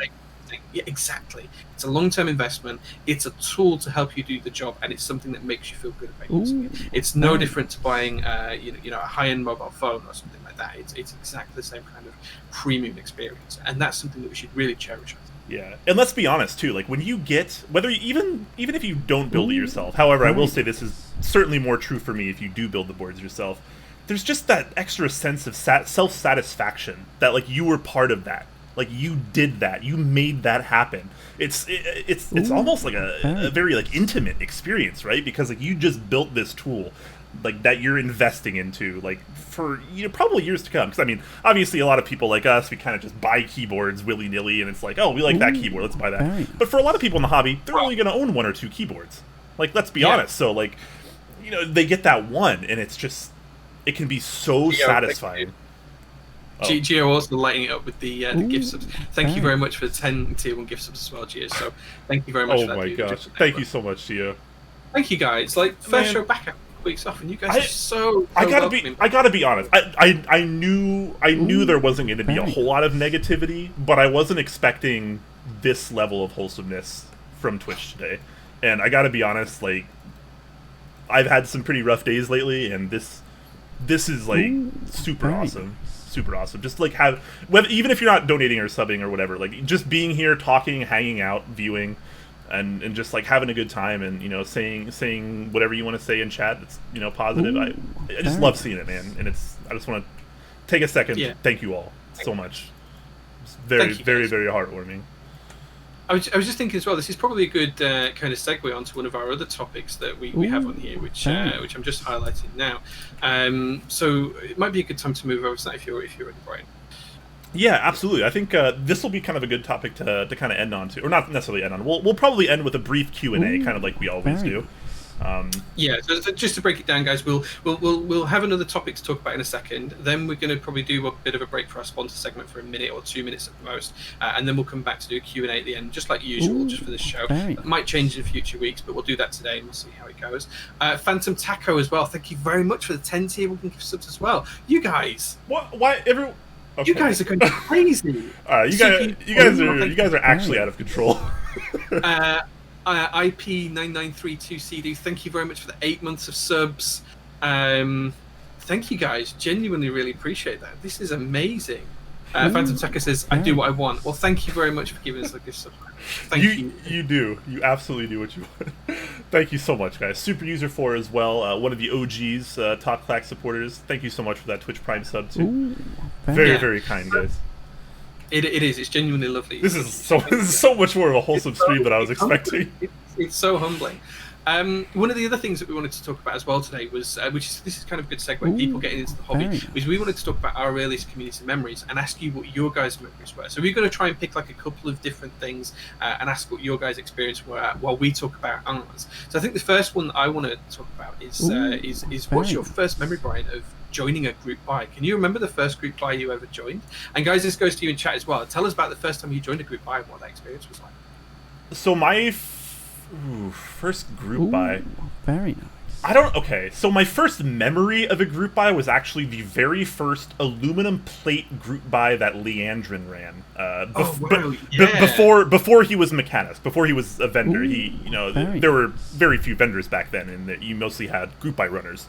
And Leandrin was a group buy runner. He was also a moderator on Mech Market, I think, at the time. And so I actually missed that group buy, but I wanted to get. I think this was 2015. This was when like he first started, and I was about to build my first custom keyboard, and it was a tray mount. I had an aluminum poker case. I don't remember. It might have been a text case or it might have been something else. But I had an aluminum poker case. The GH60 PCB had just come out. It was it was banging, man. It was so baller. And I had just gotten the aluminum plate. I wasn't part of the group buy, but I reached out to him and I was like, "Hey, do you have any extras? Like, I really want an aluminum plate from this group buy." And he was like, yeah, man, it's Leandro, and he was super nice, even back then when he was a bit younger. He was super accommodating. He's like, yeah, man, I got you. I have an extra. And I was like, cool, like, just tell me where to send money. And he sent me the plate. And that led to my very first custom build in 2015. And it was, just a tray mount aluminum case. One of the only 60% PCBs at the time in the GH60. It had this aluminum plate. Zelios just came out. Zelios V1 had lots of issues. I still built with them, and that was my first custom build. It took me all day to build that. I must have spent 3 hours soldering that 60%. Right? I was so scared I was going to mess something up. So frightened. And but at the end of the day, I that was my first lubing experience too. I lubed those Zelios. So like that it was like 2015. That board was like a first for me in so many ways. And it was quite an experience, and honestly, it was great. I took it to my first meetup, Seattle, in 2016. A lot of people loved it, and it made me feel really good. It made me feel like I did something right, and I got so much satisfaction from other people liking the board that I built. I knew that I had a home in this community at that point. That's awesome. That's so wholesome, man. That's really, really cool. That's really cool. I think my first group buy that I remember joining, and there may have been a couple before, but the first one I've got a memory of joining was SA Calm Depths. So I think that was like 2014, 2015. That's pretty dated, yeah. I'd never tried SA keycaps at that point. And I remember joining the group buy for it, being really excited for it. I think it took about 9 months to ship, which is really fast now for an SA key set. Like that would be unheard of now. It might have even been faster. And I remember really loving the keys. I've still got them somewhere. And it had all of these different compatibility kits. And I remember getting the keys in and realizing that I had like a poker at the time, and the keycaps didn't fit, because I didn't realize that I needed a different bottom row set of keycaps to be able to fit them on the board. I can't remember exactly what it was, what keycaps didn't fit, but there was certain keycaps that just didn't fit, and I didn't have the coverage. And that was kind of like my rude awakening to making sure you buy the right kits and everything else, which is why kitting is so important to me now. And when we talk about group buys in the past and the new stock, I've always kind of focused on what's possible and what boards can I outfit from the base kit. That's always been really important to me. And that's the reason why, because I didn't know enough at the time. I was so new to it that I didn't realize that you had to buy different, that everything wasn't standard, that different keyboards had different size keycaps for them as well. In terms of first keyboard group buy that I remember joining, I think I got extras in a couple of things before I actually joined a group buy. I think the first one I ever actually joined outright was the UK78, which is probably a bit later. I think that was 2016, maybe just early 2017. Yeah, that was later. Yeah, but I think before that I'd just gone through the pre-built. So I had Poker, I had some old Razer and Corsair boards and things like that before that, which I'm not ashamed of. It happened.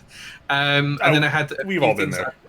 A few things that I bought off Mech Market as well. So I got a couple of group buy boards, but not in group buy. I kind of bought them aftermarket. And yeah, I think that was the first group buy that I actually did for a keyboard.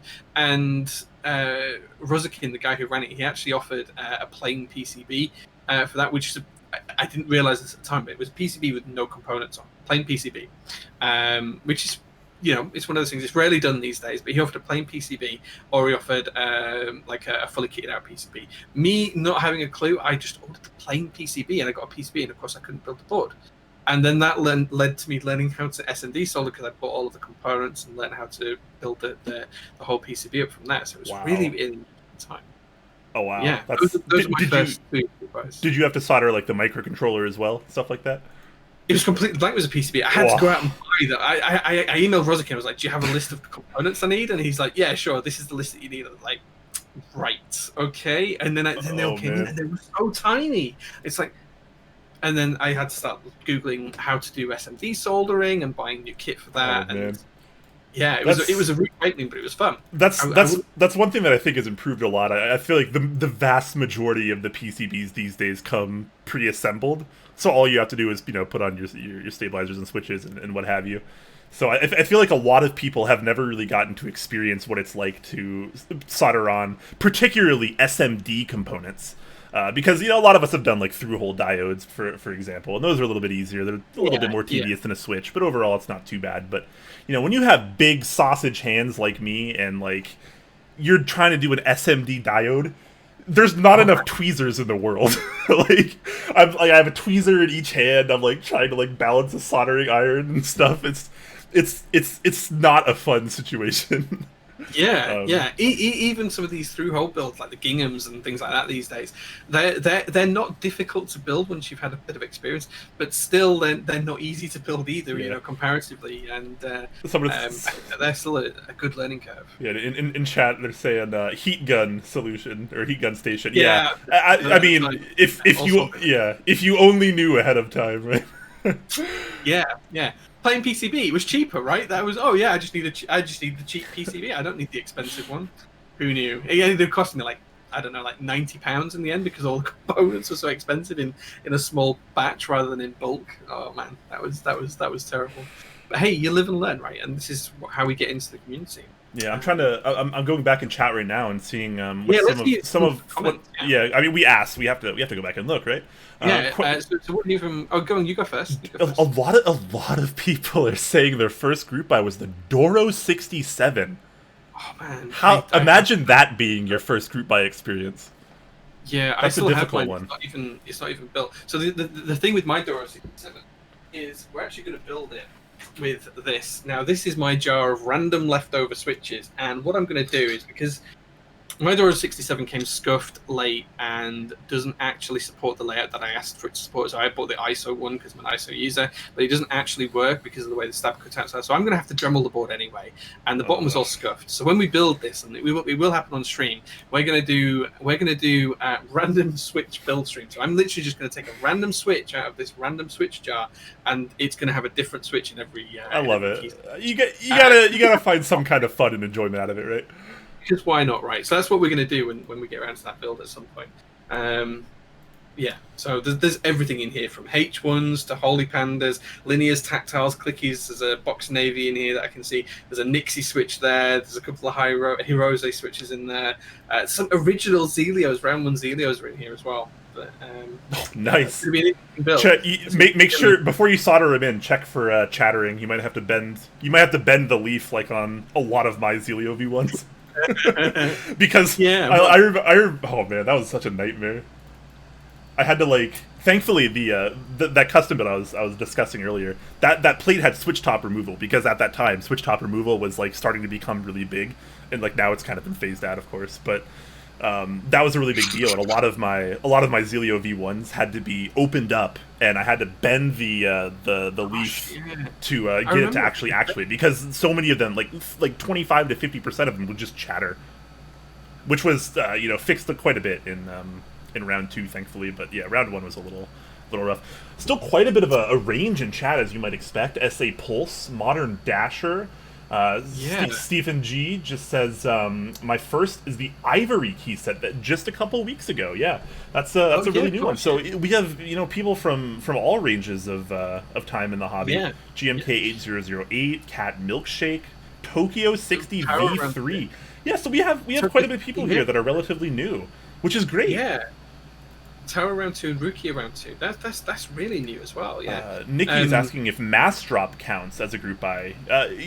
Generally speaking, a lot of the things they do in the keyboard world tend to be group buys. So they ran a lot of the OG key sets. That's true. Yeah. Before at one point, if your key set was going to be really popular and sell more than 1,000 units, it was Mass Drop.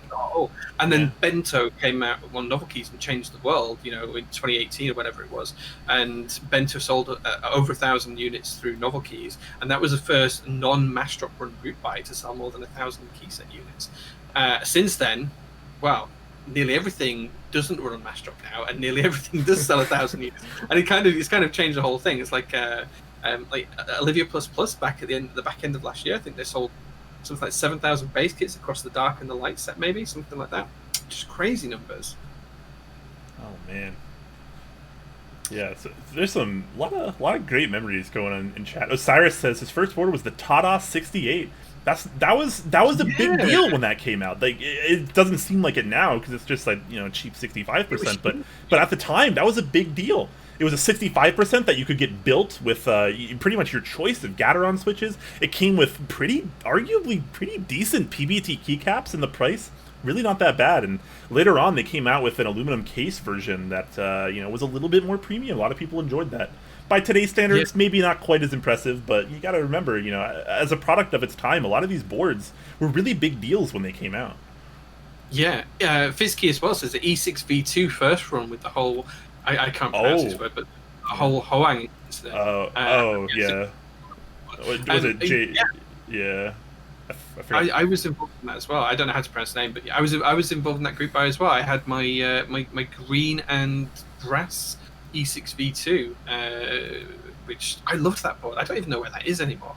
I've got a feeling I sold it, but I don't know who to or where it ended up. But man, I missed that. It's good when Jay has so many boards he can't remember what happened to specific customs.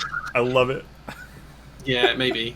I've got some that I can't find that I know I have, and I can't find them. That's the challenge sometimes. Someone asked me the other day if I could dig out a board to take a picture of it, and it was like, yeah, sure, I've got that somewhere. And it's like, where did I put that? I can't find it. Save the life of me. So C-Grade is actually asking, what's the worst group buy you've ever participated in? Love learning the history of the hobby since I'm new. Yeah, I mean, we kind of almost take it for granted because like so many group buys are like really successful now, but that didn't used to be the case. Like pretty much every group buy had issues previously. And look at the MXS, the polycarb cases for the MXSS. Yeah. Those have only just shipped now. I saw someone post that launched years ago. Now. And that was 2017, I think. Yeah, that was quite a while ago. And that's often the case when we kind of made this transition where now we have so many community vendors we don't really think about it, but that didn't used to be the case. It used to be you had group buy runners, and that was it. Those were your vendors. Like you had the group buy runners, and oftentimes I don't want to sound mean, but oftentimes they weren't that great at interacting with the factory or putting out updates and what have you. And it was almost every group buy had some kind of issue. It had a delay. It had some kind of nightmare scenario.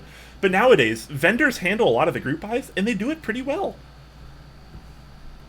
We don't have nearly as many issues as we used to in group buys. And that's just people having a bit more business sense to bring to it, and direction, drive, communication. All of those things are really important, and it also builds confidence with the community as well. Rather than just trusting your money to some random individual, having at least a company front and a face does give people more confidence that this feels a little bit more respectable. This feels a little bit more safe. Yeah, well, they're more accountable, right? As a legal business entity, they're always going to be more legally accountable. So it makes sense.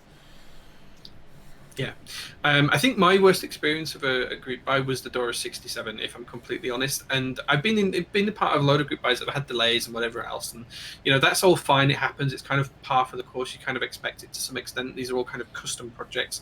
They're going to have some sort of delay to them or time element or whatever or something. But the Dora 67 it's the only one that left a really bitter taste in my mouth because the board came and I'd ordered a white one with a brass base. In gold PVD, and I ended up getting one that had a silver PVD base, and that's not too big of a deal in its first instance. But then when I actually looked at it, the PVD was really bad. Like it was full of watermarks, it was full of scratches, and it was really, really, really bad. I actually took that the piece out. I thought, I'll just sandblast it back to pure copper. I've got a sandblasting cabinet. I'll do that myself. I sandblasted it back, and it turns out that it was some kind of mismatch. It wasn't actually brass. Sorry, it was supposed to be a lump of brass. It wasn't actually brass. It was kind of full of like swirl marks. The extruded metal that had been used wasn't of the highest quality, and I couldn't even use it as like a sandblasted piece because it just didn't look great. And I'll show this on stream whenever we build it because it's still in that position now. And I actually didn't finish sandblasting it either because I could just tell it didn't look great. So at some point that's probably going to have to get painted. And then I started to look at the inside of the case and the actual case, the stabilizer cutouts, because it has an integrated plate which is 5mm thick, and the cutouts for some of the stabilizers for the ISO enter, they don't work because it hasn't been milled out of the bottom of the case, so I'm going to have to Dremel it. And then the PCB didn't work, and I had to reflow pretty much everything on the PCB. I finally got it to work, but none of the RGB options, which I won't use anyway, but none of the RGB options work either. So it's kind of like a triple hit from the base, the case, and the PCB, all not being what I was expecting. So that was probably my worst experience of a group buy. But I'm going to turn it around. I'm going to have some fun with it. I'm going to build a board at some point on the stream. I'm going to use all of these random switches to build the board together. It's going to be a terrible fun board. It's going to be the terrible fun board. So yeah, you can always make the most of these situations. Yeah, and I'm just going to point this out because someone put it in chat, but Katum Scott is saying, worst GB, Lumina for me. And I would probably argue that if you're part of the Lumina group buy, it's probably by default the worst group buy you've ever been in. Maybe. Just because, I mean, if we're being honest, it's probably not going to ship. It's probably not going to ship. It's probably a lost cause. It might not be. But it probably is a lost cause. My issue with the Lumina group buy was that whilst I joined it, I didn't join it in the conventional way. So at the time, I actually traded Teslatron a number of items that I sent to him, and he just gave me a group buy slot for the board, which seemed great at the time. Probably not the best business sense, but hey, he had a group buy running. He promised me the board, and then I think he kind of sold and gave away, traded or whatever the bits and pieces, and of course then the group buy fell apart, and I never got what I was going to get from it. And because I didn't actually buy one as well, I can't even go to Rubber Militia, and he's trying to help pull it all back together as well. So I had forgotten about that, but yeah, that's not a great experience either. Yeah, and I'm kind of in a similar. I'm not in the Lumina, but I'm in another one of his group buys that's a little bit more private that I paid for, and I'm not really expecting to get anything anymore out of it. So. It's kind of unfortunate, but that's just unfortunately that's one of the risks you run when you join a group buy, particularly one done by someone that doesn't entirely understand what they should be doing, and obviously hindsight's 20/20 at that point. Just don't forget Woodkeys as well. Yeah. I mean, there's a ton of these because you could go back to Ivan, the original Sprit, Redline, all of those. It's happened a few times where these kind of things have happened. Yeah, I was. Hove 201 is asking. I just got into the hobby like a month ago. Are these horror stories common? I would say these days far less common. Now that we have so many vendors and like they're so established and they're so actually like very much behind the community because they're part of the community. They're like some of the great enthusiasts that we've had that have just moved on to becoming vendors. And now I know when they put it out in chat, this is a good example too. He says, GMK only deals with vendors now, which is totally true. A couple years ago, anyone could run a GMK set. You just you run the group buy, you run the interest check, you run the group buy, you collect the money, you send it to GMK, whatever. Now they only work with vendors. So I think that was a big step forward in our community, and I think a lot of the people that are running boards are like that as well, because it used to be like the designer of a board would often run the group buy. That's not really the case anymore. A lot of the times people design a board, they go to a vendor, and the vendor runs that board, and a lot of the times it works out a lot better. So I would say by and large the horror stories a lot less common these days, but a lot of the ones that we're talking about are 2018, 2017, 2016, 2015. Even earlier than that, even earlier for some of them, So, I wouldn't be as worried about joining group buys nowadays than I would be. Hove actually comes back, and he says, I hope not. I just ordered the Sanctuary Rebirth keycaps last night. So those are a group buy that's already shipped. So the ones that you bought were probably in stock. I'm going to guess you bought them from the Key Company, which is one of the bigger vendors out there right now. They run an awful lot of stuff. Or if you bought it from one of the proxies, I think it was Candy Keys in the EU and SwitchKeys.au in Australia. So and Desk Keys in Canada, I think, for Sanctuary Rebirth, if I remember rightly. So if you bought from any of those, I think you are absolutely fine. That's something they should have on hand now. They've shipped the group buy. So however, I think you'll be absolutely fine with those. Please don't worry about the Sanctuary Rebirth caps. You'll be able to find plenty of pictures of people who've got them, so you'll know what you're buying. It's ready to ship. It's not a group buy as such. Yeah, absolutely. All right, I think that's probably a good time to kind of move over to a quick Q&A before we head out for the night, shall we? Yeah, do you want to do some sponsors first? Yeah, let's talk about our wonderful sponsors for a couple minutes that allow us to do the fantastic things that we do. And just just while we're talking about our sponsors, guys, if you wanna ask us a question, this is now the Q&A section of the stream where it will be after we've done the sponsors. If you wanna ask us a question, just tag us with @TopClack. I know we've missed a lot of the comments so quite recently. We've tried to keep up as much as we can, but if you tag us from now going forward, we'll try and answer all of the questions that you ask before we close down the stream. So just tag us, say @TopClack, give us your question. It can be about anything keyboard community, anything we've talked about today. It can be your thoughts on something. You might want to get us to comment on something. Whatever you like, guys, now's the time. Just ask away @TopClack, and once we've got through our sponsor section, which will take just a minute or two, then we'll try and answer all of the questions that you ask. Yes, absolutely. All right, I totally didn't set this up properly beforehand, and I'm trying to do it all like right now, and I'm really grateful you started talking about that for a second, because it actually gave me. I know. I gathered that you might need. It gave me a little bit more time, because I actually forgot to set up my third screen on this one, because I didn't think I'd need it, so it's taking me a second to actually swap over. So I apologize for the lack of professionalism on this one, but yeah. So first up, we have Novelkeys, the wonderful Novelkeys that have been with us and sponsoring us and supporting us for, gosh, since I think they were our first sponsor actually back in 2017. So. You know, we love Novelkeys, and they do some fantastic stuff. One of the community's best vendors, and one of the community's most respected vendors, of course.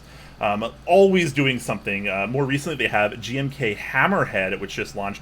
If you guys remember, this is the one that they tried to run about a year ago, not on Novelkeys, but it kind of had some issues. But it's made a comeback, and now it's a lot better structured. And thankfully, you can still get the light base kit, which they were thinking about taking out. This makes me really happy because I like the light base kit quite a bit. So if you're a fan of GMK Hammerhead, you can pick that up. Desk mats, of course. Lots of other things in stock.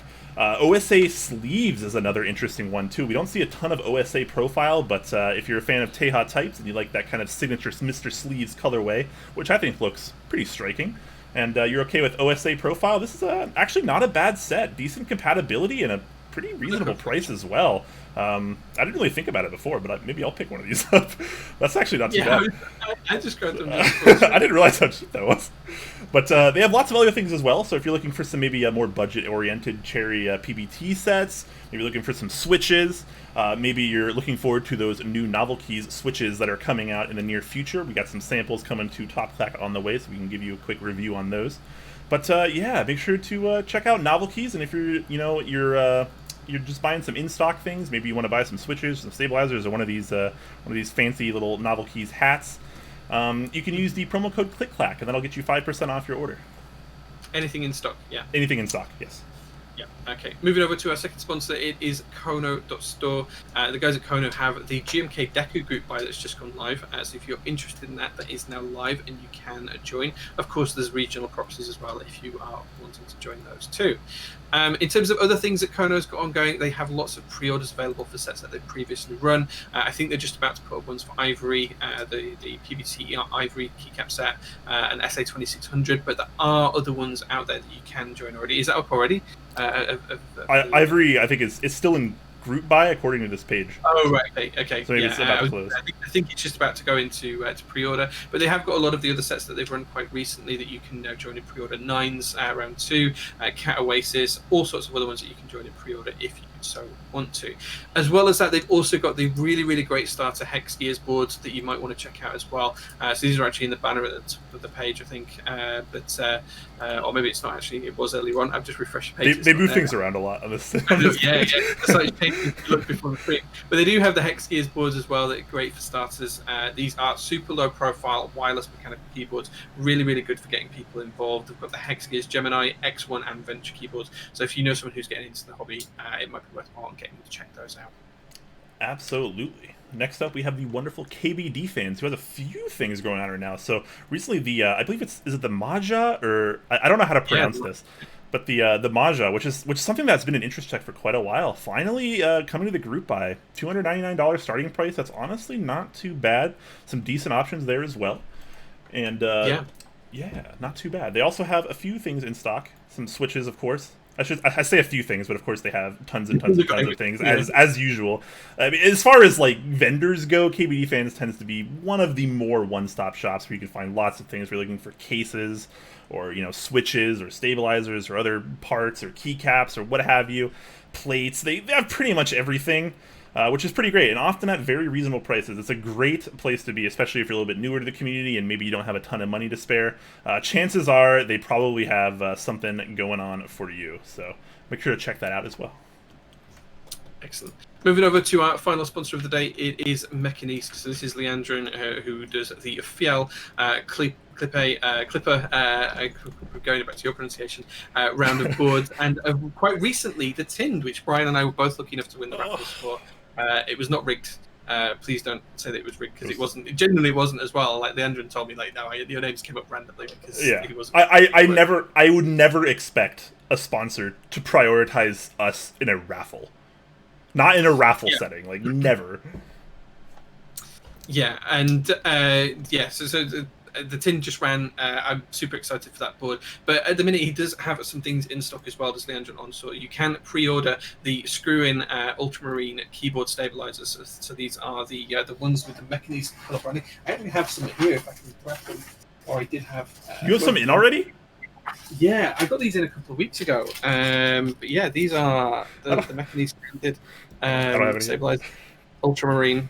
I'm going to save a pack of these for my tin when it turns up, because I went for that in ultramarine as well. They also have the WT60D PCB, and so this is a Wilbur design PCB with the flex cuts, the horizontal flex cuts, USB-C, ISO support, ANSI support, pretty much whatever you need. Works in most 60% builds, so that's available. It's one of my favorites right now. Yeah, it's a really, really solid PCB. So definitely go check Mekanisk out as well. Is that how you actually pronounce it, Mekanisk? Have I been pronouncing it wrong always? I'm just going by how I've heard Norwegian people say it, Mekanisk. Uh-oh. I feel stupid that I've been mispronouncing it forever. I've met him in person and said it wrong then. Oh man. I'm gonna get yelled at later. Alright guys, so we're going to move into a bit of a Q&A, of course, to kind of round out the stream for just a little bit before you head off. So if you guys have questions, hopefully we got some answers for you. If you use the TopClack tag, the @TopClack, it helps us pick out the questions really easily from chat, so make sure if you have a question to use that tag as well, and we'll answer a handful of these before we head off for the day. Yeah, so where do you want to start? I've lost Twitch chat. I can't go back far enough. I'm scrolling up. I think I found it. I think I'm good. Hold on. Yes, okay. I found it. Overhigh is starting us off with our first question, asking, can you show us what keyboard you're currently using? Oh, yeah, sure. I'm currently using the J01 Round 1.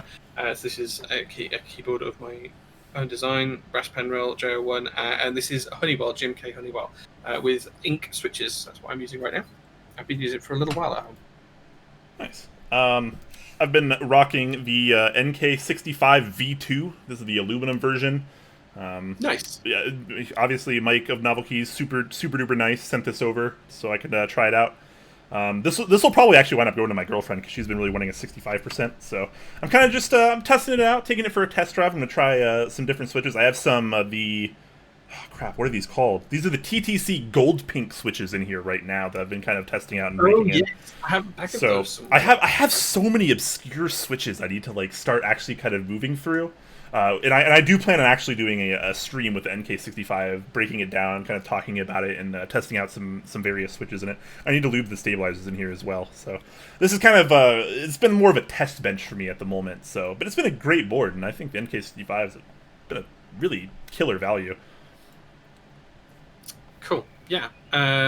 Next question, I think, after that one is from Dejitaru1. He says, any good group buys coming up that I can build around GMK Modern Dolch that may ship around the same time? I think that's a really difficult one to answer because there's so many group buys happening these days that it's almost impossible to keep track of them. I think the Noah is just about to go into group buy. It might have just gone into group buy from Matrix boards. That could be. That board is so customizable with the terms of the options that are available. There are so many different parts to the board that you can color code and things. I'm sure you could get a great Modern Dolch match from that. If that's not your kind of thing, then there's just so many group buys happening. I could name. It's so hard to keep track, right? Over on Project Keyboard, the Elongate is running right now, which is a design by Mr. Keebs, and that is one of the coolest sub 60% boards I have ever seen. I love the split spacebar blocker with the notification LEDs in there. really look super stellar. But obviously that layout's not going to be for everyone. But if it is, I think that's probably going to be a pretty decent option for some people. Yeah. It all depends on what you want. The Maj is in group buy right now on KBDfans as well. So Yeah. if you want something that's more of an Alice kind of style layout, then that might be for you as well. But yeah, check out Geek Hack. Check around a lot of the vendor sites. You'll see quite a few group buys. Keep your ears to the ground. Ask in the Discord as well. People always have good recommendations. Oh yeah, for sure. All right. Dude, where's my cat? Great username, by the way. Is, Great username, yeah. Asking, do you guys know how/what the steps are to become a verified vendor? It depends on what you mean by verified vendor. I mean, to be a vendor, you just need to have a storefront, a legal business entity, and you can sell stuff, right? And that's good. There's going to be different requirements for that depending on where you are in the world, right? Just to be clear, like if you're in the US, it's going to be very different to if you're in the UK or if you're in Vietnam or wherever. You go check your local legal bylaws on how to set up a company.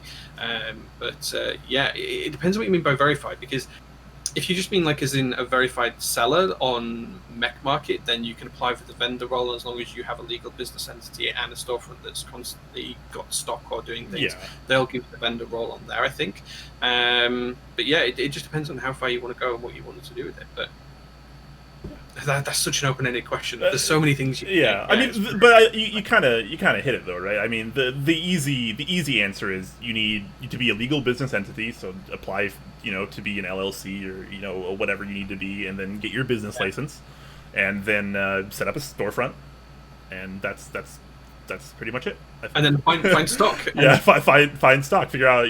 I mean, you should probably have an idea of what you want to do before you do these things, obviously, but yeah. Dib Dubious is asking, have either of you found your end game board? I have multiples. Yes. Sorry. Yeah, you can start us off.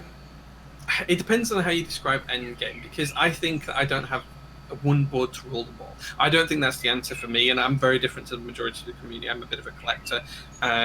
So having one board that is going to be the one board I use above all else, that's never going to happen for me personally. What I see as end game is I have end game for each board. So I'll take one board from the collection and I will rebuild that board until I'm happy with it. So I've taken some guys through my build streams on a journey with the Iron 165 FE. That board is going to be a great board, and I've built it twice now, and I'm going to desolder it and rebuild it for a third time because I'm trying to get that board to where I think it's the perfect. That board's as perfect as it can be for my style and my tastes.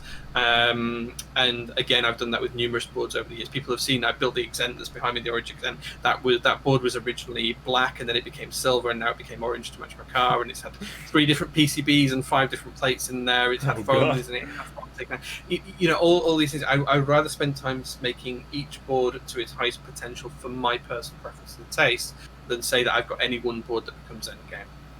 Yeah, I by and large, I completely agree. You and I are kind of on the same page as that. I feel like if I found one board to rule them all, I wouldn't be in the community anymore.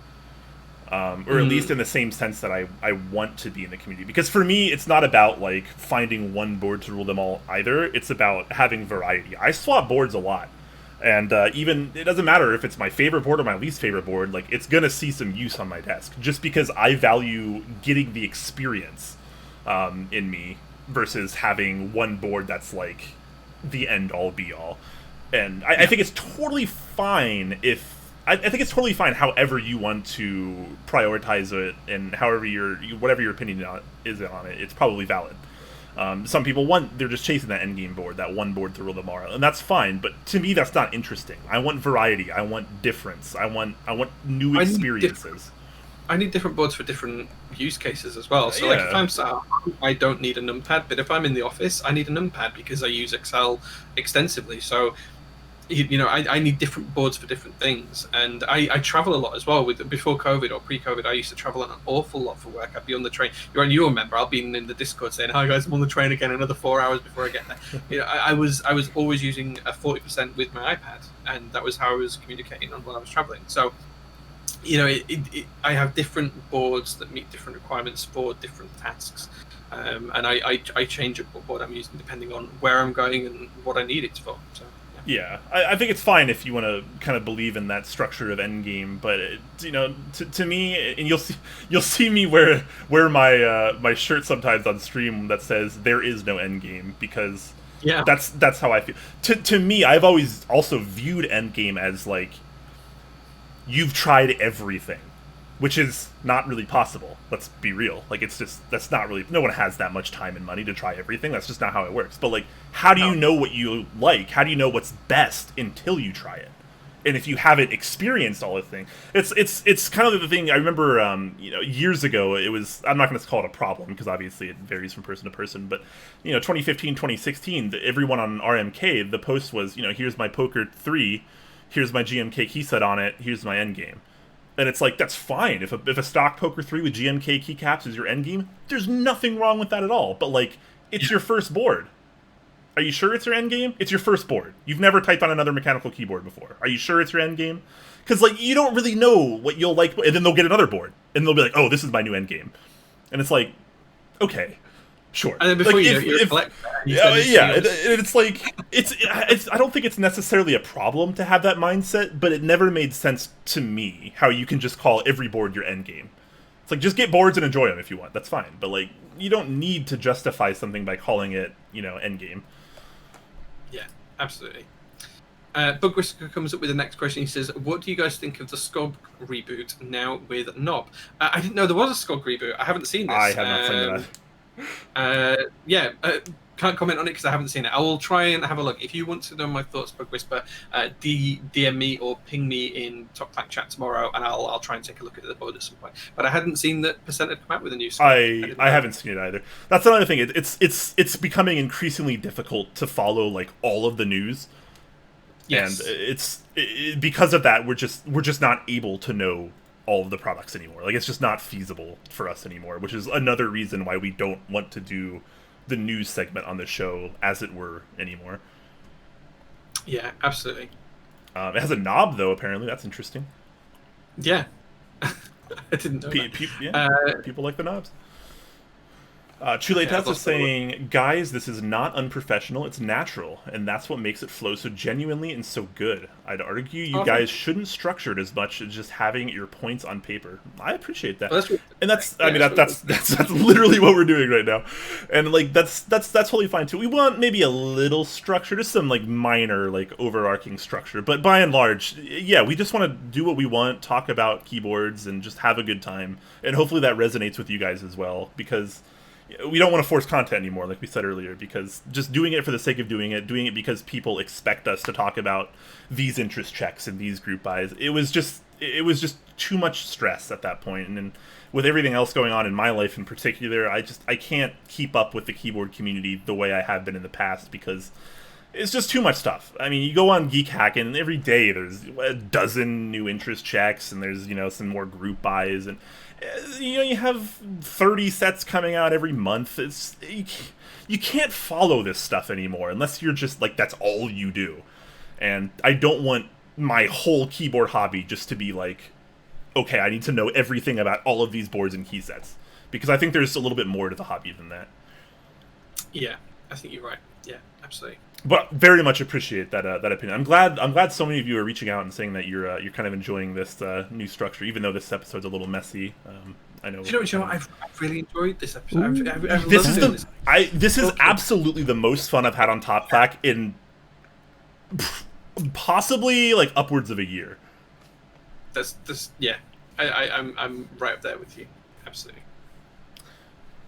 It's been a good day today. Next one comes from Secret. He says, at top 289 for sold PCB. Did we mention a price for something? I don't know. 289. Not sure what that refers to. Yeah, it says 289. I think for the Maja, right? Because it's 299 with the hot swap. Yes. Yeah, sorry, okay. Yeah. It's a little bit cheaper. You got. Yeah. Yes. I did not point that out. My apologies. After that, it comes from Glasses. He says two things. Number one, I'm sad that till this day no one realised I referenced Quakemz in my Holy Panda video. Big fan. So there you go, Quakemz. In his YouTube video, he needed to shout you out in terms of the Holy Panda. I appreciate that. But I've seen the video, but I don't remember seeing the reference. So I'll go back. Yeah, I'm not. I'm not too worried about it. Like, I don't really need to be associated with the Holy Panda. Like, I know, like, I was the first one to put the Halo stem and the Panda housing, but like, it would have happened anyway. I just had the prototype, so I was the one to do it. But it doesn't really matter to me. I don't even use the switches anymore. I think there's better options these days. I don't really care too much about it, to be fair. I remember when Bass Drop, I guess I don't know if they were Drop at this point. They first kind of brought the Holy Panda back, and once they kind of got their main product page up, they took away their reference to me. And I had people PMing me, and they're like, "Hey, that's not right," and blah blah blah. And I was like, you know what? I gotta be honest. I don't really care. Like, it's not like I designed the switches or anything. I literally took one part of a switch, put it in another switch. Almost everyone that's in this deep in the community has done that already to some level. Like, it just happened to be that combo worked out for me, and I liked it, and other people liked it as well. But no, you absolutely don't need to like reference me. Either way, I'm totally fine. I don't sweat it at all. And the second part of his question, he says to me, what does a man have to do to get a G01 engraved, purple J01? Drop me a DM, man, and we will see what we can do, because the J01 Rev 1 group buy isn't too far away. It might not be as close as I was hoping it was going to be. It might be a little bit further away now. But yeah, it's not a million miles away. Now, maybe just squeeze one or two custom ones in there, maybe. I don't know. But yeah, DM me, and we'll see if we can sort something out. We'll see what we can do. There are so many questions. I don't think we're going to be able to get to all of these today. Well, I literally just says, do you guys reckon Mekanisk will rerun Fjell Clipper sometime soon? I think they've only just run, so they will come back, but I don't know when that will be. There might be in-stock ones at some point. I don't know. I wouldn't be surprised if we saw them in stock at some point. I would be really surprised if they didn't run again. I would absolutely believe that they will run again. As for when, I'm not entirely sure. I mean, the man's trying to run a business. He's going to school. He just finished up the 10 group buy. He's got other things going on as well. I think it'll definitely come back. I mean, obviously the Fjell, the Klippa, they're wildly popular in our community. Some of the best and most popular tray mounts that our community has. So, of course, they're absolutely going to run again. They've all seen multiple rounds and multiple versions, and as far as soon, I don't know. Within the next year, I would say probably, absolutely. Within the next couple months, probably not. Yeah, they'll happen at some point, but we don't know when. Just keep an eye out. Langalandi with the next question, he says, what is the first thing you notice about a person when you meet them? First thing I notice is what shoes they're wearing. I don't know why, but the first thing I always look at is people's shoes. I can't tell you why, but that's what I do. I've never really thought about this. First thing I notice when I meet a person. I don't know. I feel like I usually look people in the eyes when I meet them. So I guess their eyes. I tend to be curious about what kind of like shirt they're wearing as well. If there's like a design on their shirt, because some people will have like shirts that have like a band on it, or like or it's like a reference to like this or that, like pop culture. Like I feel like based on sometimes people's interests, you can kind of derive like a little bit of what they're like based on like what they're kind of into, and sometimes what they kind of represent on their shirts or hoodies or whatever, like can kind of tell you a little bit about that. So I kind of look at that, but I probably don't put a whole lot of stock into people until I like actually talk to them, right? Because like you never really know what people are like until you actually interact with them. Yeah, I don't judge people on what shoes they wear. I just look at them. I don't know why. Just a thing. I don't know, man. I can see you just being like, freaking Jordans. Or so, I don't know anything about shoes, so no. No. I'm not big on shoes either. I'm not big on feet either. I just look at people's shoes. I don't know why. It's just the thing I do. Next question again comes from Langland. He says, have I opened Cafe yet? Jim K Cafe. No, it came today. Now, I haven't opened the base kit. That's still completely sealed. But the kind of add-on kit, I got the ISO and numpad add-on kit. That is unsealed and it's here, so you guys can see the colours of it just there. It looks pretty nice. I'm really happy with it. If I haven't got it on a board yet, so I can't appreciate it from that kind of perspective. But it looks like I'm going to be really happy. So excited to put that on a board on Sunday. Nice. Art, we're gonna rapid fire some of these questions just to try to get through some of them, but chances are we're not gonna be able to get. There's quite a few questions, so we're probably not gonna be able to get through all of these, but we'll try to thunder lightning around. Yeah. Art Kotsu is asking, why do Novelkeys switches, creams, and blueberries smell like fish? You want to take that one, Jay, or do you want me to? It's just the plastic they're made from. It's just the made palm, from palm, which is also called acetyl. It just has that kind of smell when it's manufactured. If you leave the bag open and air them out, it will disappear after a day or so. Yeah, that's what I do. I open the bag and I kind of dump them out on my windowsill, and after a day or two of an open window, it's fine. But yeah, just the material there. Linux 3214 is asking, how do you pick switches for your secondary keyboards? Do you double up on favorite switches, or do you go for novelty? For me, this is really easy. I never double up on anything. I always want a different typing experience, unless I'm going for like a control factor, like a control as the board and like variable component being the switches, and I'm like trying to test different things, for example. But other than that, I don't ever want the same typing experience twice in a board, because I don't see the reason to own that. Yeah, for secondary builds, I always do a different switch type. I can't think of what else I've done a secondary build for recently. I think I did the Jane. So on the Jane, I had for my base build, I had inks, and then on the secondary one, I did vintage MX Browns. Just because why not, right? Try something a bit different, a bit fun, a bit unique. Yeah, secondary build for the same board, I would always go something different. Never go with the same build twice for the same board. Bean Lover 425 is asking, do you guys think there are enough keyboards to keep up with the key sets coming out, I imagine? There's so many keyboard group buys, and they all seem to sell out so quickly. It's difficult to say. And does everyone need a keyboard per key set? Is probably a better question to ask, and I don't know the answer to that. Well, you got to remember also is like GMK key sets in particular are very less often in stock and tend to be like more group buys, but there are a lot of keyboards in the community that are like still in stock. Like you can go to KBDfans, for example, and there's they have multiple options of like in stock keyboards, and some other vendors do as well. And while they might not be like the super premium high end like epic stuff, you can still get keyboards like always. You can always get keyboards. And you can always get key sets, but sometimes you have to go on the aftermarket. Again, they're not always in stock. Most of the time, they're group buys. So I feel like there are definitely enough keyboards. It's just a matter of what keyboards each individual wants at that point. Yes, yeah. Next question comes from Static Age. He says, can you plug the Alex Autos and Mentally 24-hour mental health stream that's happening on Sunday? Yes, it was on my list of things to talk about right at the very end of this stream. But absolutely, Alex Autos and Mentally are hosting a stream this weekend whereby they're going to do a ton of giveaways, all in support of mental health. It's going to be really, really good. Nice. Tons of makers have been supporting it. There's been Instagram posts from Latralium and, a ton of other people as well, just all in support of it. I think it's a great, great thing to do. I'll be watching as well, as much as I can do. So yes, absolutely. Go watch that, guys. Is there a link for this? Someone should definitely post the link in chat. I gotta be honest, I haven't seen this yet, but I mean, given my current situation, I am very in support of this, and I will do whatever I can to help out as well. And when it goes live, we'll host it on Top Clack's Twitch channel. We'll post some links in our announcements channel. We'll do all of that kind of stuff as well. Absolutely want to support it. Yeah.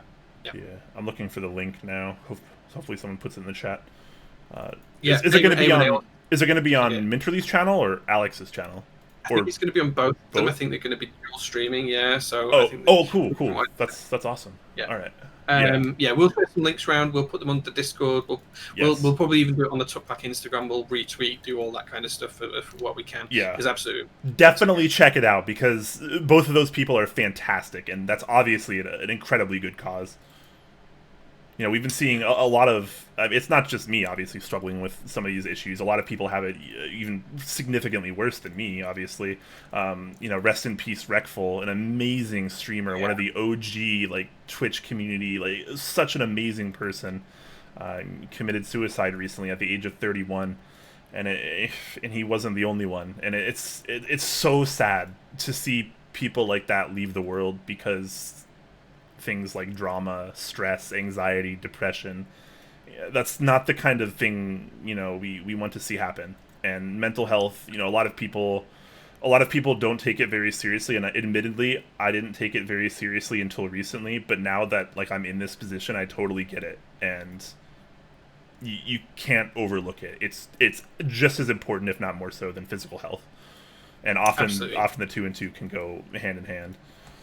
And of course, at the same time, they're raising money as well for these charities, and you get the chance to win some really cool prizes, including some of those iron keyboards that both Brian and I have been talking about non-stop today. And Iron 165s, I think they've got 2 or 3, as well as some other bits and pieces. So definitely go check that out.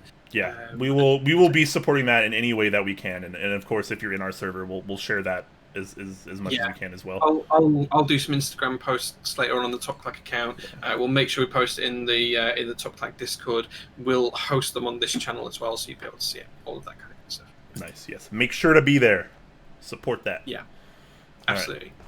Next question comes from Bean Lover 425. He said, "Would you guys say that GMK's quality has gone down lately? Will another manufacturer to be able to pass GMK quality wise?" I think there's 2 things here. I think there's always space for new manufacturers. We've seen that with the rise of Cat Profile, now we're seeing OSA Profile coming up, and all those other kinds of things. So I think there's always space for new manufacturers.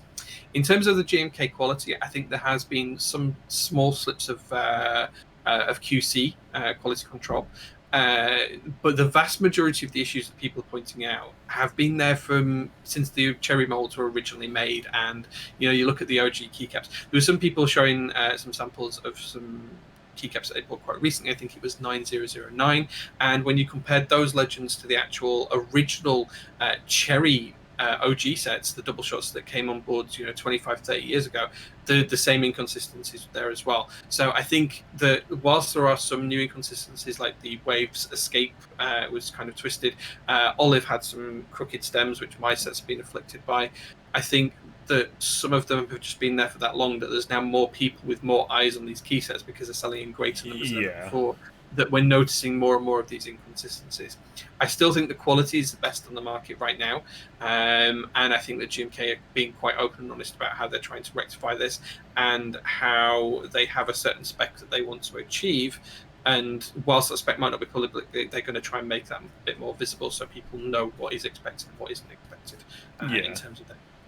But you have to remember, it's a double shot process. It's a physical melding of 2 bits of plastic. It's going to be inconsistent by its nature. The fact that they get them as consistently good as they do is incredibly impressive. Yeah. But you can go back all the way to 2017 when Honeywell ran and things like that, and people made complaints and comments about legend quality and things back then. And when you look at it, a lot of them have been there since the early days. The only big thing that I think has changed is I think the new packaging doesn't lend itself well to spacebars. Quite a few of these new packages do have bent spacebars. If you're afflicted by that, some hot water or some hot steam over a kettle and a little bit of force or clamping it on a flat surface will fix that as well. So yeah, just bear that. Yeah, couldn't have said it better myself. All right, Bean Lever also subscribes with Twitch Prime, so thank you so much for that. Nice, thanks, man. Ferocious Mr. Fox is asking, have you looked into Keyboard University? I've browsed around on the page, just a little bit. I haven't really dug too deep into it, but as a concept, it's pretty good, right? I mean, and this is something that we were kind of talking about earlier as well, and how we have no real place that has all this good information. It's kind of split among a lot of outlets in the community, and I think that as a concept, Keyboard University kind of aims to solve that issue. So I mean, I don't know how deep they are into it right now. It's been a week since I've looked at it, but I think that if they can pull it off, it could be a very cool tool for our community. Absolutely. Yeah, I think it could be really good. I think it needs a bit more work. Excited to see where it goes, and it could be the start of this whole kind of we need a really solid wiki for people to be able to find information from. I think it has a lot of potential. Okay, next question comes from Vehesu. He says, speaking about the IM165, what do you think of its price in the aftermarket? And there was also a comment just after this as well from Kimchi Jody Boy, who says, expanding on Vehesu's question, what is your opinion on the current state of the aftermarket? So rather than answer those 2 questions today, Brian, if it's all right with you, I think this was actually one of the topics that we had as a talking point on our list. We'll probably pick this up in next week's show or the week after that, whenever we're back, guys. So won't answer those today because that's a really big topic and we could talk about it at length. It's a lot to talk about, yeah. and it's something we do want to talk about. With this new format, it's absolutely one of the talking points that we want to get across in the next couple of weeks. So bear with us on that one, and we'll talk about aftermarket pricing and things like that in the near future. So please forgive us for not answering that question today, but we will answer it in future. It'll be better that we're not answering it today, because we'll have way more to say about it, probably next week, like Jay mentioned. That is on our topics list, so that is coming. Dejitaru 1 does sub at tier 1 as well, so thank you so much for that. Lots of new people subbing. That's freaking awesome, man. That's so cool. Genuinely appreciate it. Yeah. Syntax says, do you pick caps to fit a particular board, anno color, or a board to fit with some caps? Any particular board or caps combo that you really like? I do it either way around. I sometimes design a build around the board. I sometimes design a build around the keycaps. Sometimes I design a build around the switches. So yeah, it all depends on the board or anything else. In terms of any particular board and caps combo that I really, really like, Honeywell or anything. I really, really like my the board just behind the TKL here. So this is a Jur A06, which is now called the Jur 80. But it's the original run of it, and I've got OG cherry dice of keycaps on there which are really, really nice and high quality UK ISO. That's probably my favourite. That's a keyboard right there, man. Vintage black switches, OG cherry die subs, and G80. Yeah, why don't you just send that over to me? I mean, you're not even using it, right? Like, just send it over to me. I don't think I've really shown it off on the stream. All right, chat. I need your help to convince Jay into sending me this board. The thing is, it is ISO though. So I don't care. I can type on ISO. I have an ISO board now. My mind is open, Jay. My mental is clear. I believe. Yeah, this should get back on my desk actually, because I haven't used it in a little while. It's a little bit dusty. I've forgotten how much I like it. That's going on my desk. I'm going to put it back on my desk. Yeah. Back to the question though. My thoughts on it are, as a lot of you know, I'm partially colorblind. I tend, especially these days, I care so much less about colors in the keyboard community, particularly in key sets. I care a lot more about the colors of boards. And traditionally, my approach was I liked really neutral colored boards with like somewhat vivid key sets. Nowadays, it's kind of transitioned to be the opposite. I like the more vivid boards with really neutral feeling key sets. So like, your muteds, your 9009s, your OG stuff, your Honeywells, and Modern Dolch Light that's coming out, stuff like that. I like the kind of grayscale sets that just slot in so well on almost every board. I'm a big fan of stuff like that. And black on white, white on black, that kind of stuff as well. Love that stuff. Just Honeywell for everything. It's my default thought. And then I have to no, I should do something different. I didn't realize how far back in chat I actually was until I just got to Linux's next question. It says, better than Holy Panda? What Switch is a better tactile? We were talking about Holy Pandas like 45 minutes ago. That's how far behind we are in chat.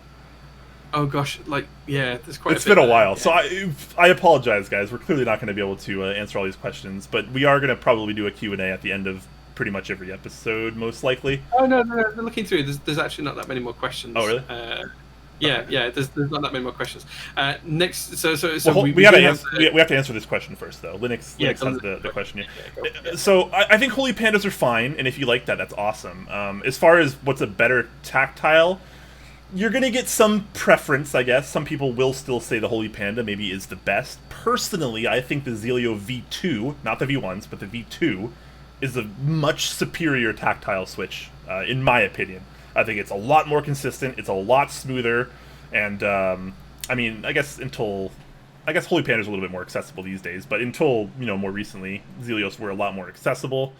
And I just think the Zelio is a much, much nicer, more refined switch, but that's obviously personal preference. Yeah, couldn't have said it better myself. Yeah, nothing to add on that one. Oh, I think this is the link for the Mintos thing. I'm gonna open this up. Looks like it's been shared a couple times. Awesome. I'm gonna read through this after the stream and might reach out to them, see if I can help in any way as well. Thank you for the links, though. We don't actually have any more questions. Langlandi just we don't. You're right. Black and white. Cafe is not just black and white. I can see the browns in there. I can see the tones, the shades. it looks good, man. I'm excited to get it on a board and actually. It looked nice when you were showing it off. Yeah, I'm excited to see people's like pictures, like what kind of boards they're gonna be pairing them with, what colors and stuff. Because on the E white iron, like that's gonna look so good. Well, that's my plan for it. It's going to replace Olive on there, so I'll do that changeover on my build stream on Sunday most likely, and put Cafe on my iron live on stream, and then do the build that I've got planned. Which was going to be the new JO1, but I wanted to launch the interest check before I did the build stream, and the interest check's not quite ready yet, so that might be delayed a week or two. But either way, I've still got content for the build on Sunday. But yeah, I'm really excited either way as well to get Cafe on a board. I said when the interest check came out for this in like 2018, I think it was, or whenever that was, I can't remember now, that I was really excited for Cafe, and I'm so glad it's now here. I'm really, really happy about that. That was huge news to me. Yeah. Also, I've just turned sideways and I've realised I showed everyone earlier on it was dark outside. It's now getting light. Look, you can see my field behind the house there. It's now getting light. The things Jay does for this community. All right. Well, I think since you're right, we have caught up on questions. Wow, that's pretty wild. Yeah, now's I guess as good a time as any to kind of head out and yeah, I guess we do have some upcoming streams. So I'm not 100% sure, but I'm going to try to build stream tomorrow. As long as I feel well enough to build stream tomorrow, I am going to build stream. It'll quite possibly be alongside Langolandia, which should be a fantastic time because he always does a really good job of keeping me in high spirits, if nothing else. So that should be a really awesome time. Of course, I'll make an announcement in the Top Clack Discord link below, hours and hours beforehand. So if you want to know if I'm going to be streaming tomorrow and when I'm going to be streaming and what I'm going to be building, make sure you join the Discord linked below, and you can come hang out there. And there's a little something for everyone there. You can come talk about keyboards or quesadillas, or maybe you have some struggles in life, or you want to talk about headphones or something. There's something for everyone there. We try to be a pretty wholesome place, more now than ever. So, yeah, we try to be a safe haven for people that just want to get away, or whether you want to talk about keyboards or otherwise, you just want a place to hang out. So. Yeah. And then following that, I'll definitely have a build stream on Sunday, 8 o'clock UK time, which is noon PST or 3 PM EST, depending on where you are in the world. That will... it's unlikely to be the JO1 Rev one now. That's probably going to be moved out a couple of weeks just because I want to post the interest check first before I start to move that forward. But I do have some other boards. If anyone's been following my Instagram recently, I got 2 Matrix boards in this week, an Able and a Noah. So I probably want to build the Noah of the first of those 2. So if it's not the JO1 Rev one on Sunday, it will be the Noah. But again, you'll see me post that on our Discord and on here anyway. But the stream will happen either way at the usual time on Sunday. And of course, before that, after Brian's stream, before my stream on Saturday, you need to go and check out Alex Oto's and Minterly's I Don't Mind stream. Go and check out that because that's in support of mental health. It's going to be a great cause, some great prizes to be won. It's there for charity and all that kind of good stuff. I'll be checking out as much as I can. Time zones represented, so definitely. Oh yeah, you'll definitely catch me around in the chat as well at some point. Yeah, you'll have 2 people talking on Top Clack, and it'll be really confusing. It'll be really awkward. Maybe we can alternate time zones so we don't interact with each other as easily. Maybe, yeah. Or I guess we could just use like 2 accounts. I don't know. Yeah, maybe. We like to make things difficult for ourselves. Yeah, but then whenever I log out of the Top Clack one to use another one, I know it takes me forever because Brian's got the 2-factor authentication, so I have to wait for Brian to have his phone with him. I'm like, Brian, where are you? I need access to the Top Clack. Yeah. It's like no response. It's like, Brian, I'm about to stream. No, I'm terrible. Iwane says, don't forget to raid someone. I'm glad you brought that up because I totally would have forgot. Who are we raiding here? Looks like I see Mech Merlin just went live, and Max F has also been doing a build stream. Let's do Merlin, yeah. Let's go raid Merlin. Okay, Max is also a fantastic guy. Max F Live, you should definitely check him out if you're into build streams. I think he's actually building an Iron 165 right now. But this time we will opt for Mech Merlin as he just went live, and I have no idea what he's actually doing right now. But it looks like he's about to get started, so we're gonna head over there. We're gonna head over to Mech Merlin. Yeah, Mech Merlin also super great, super wholesome guy. He's a really, really great guy. Yeah. So say heart from Top Clack. When you join his stream, I want to see a lot of people dropping hearts. Put a heart in there, or say something nice. And and say something nice as well. Do both. Do both. Yeah.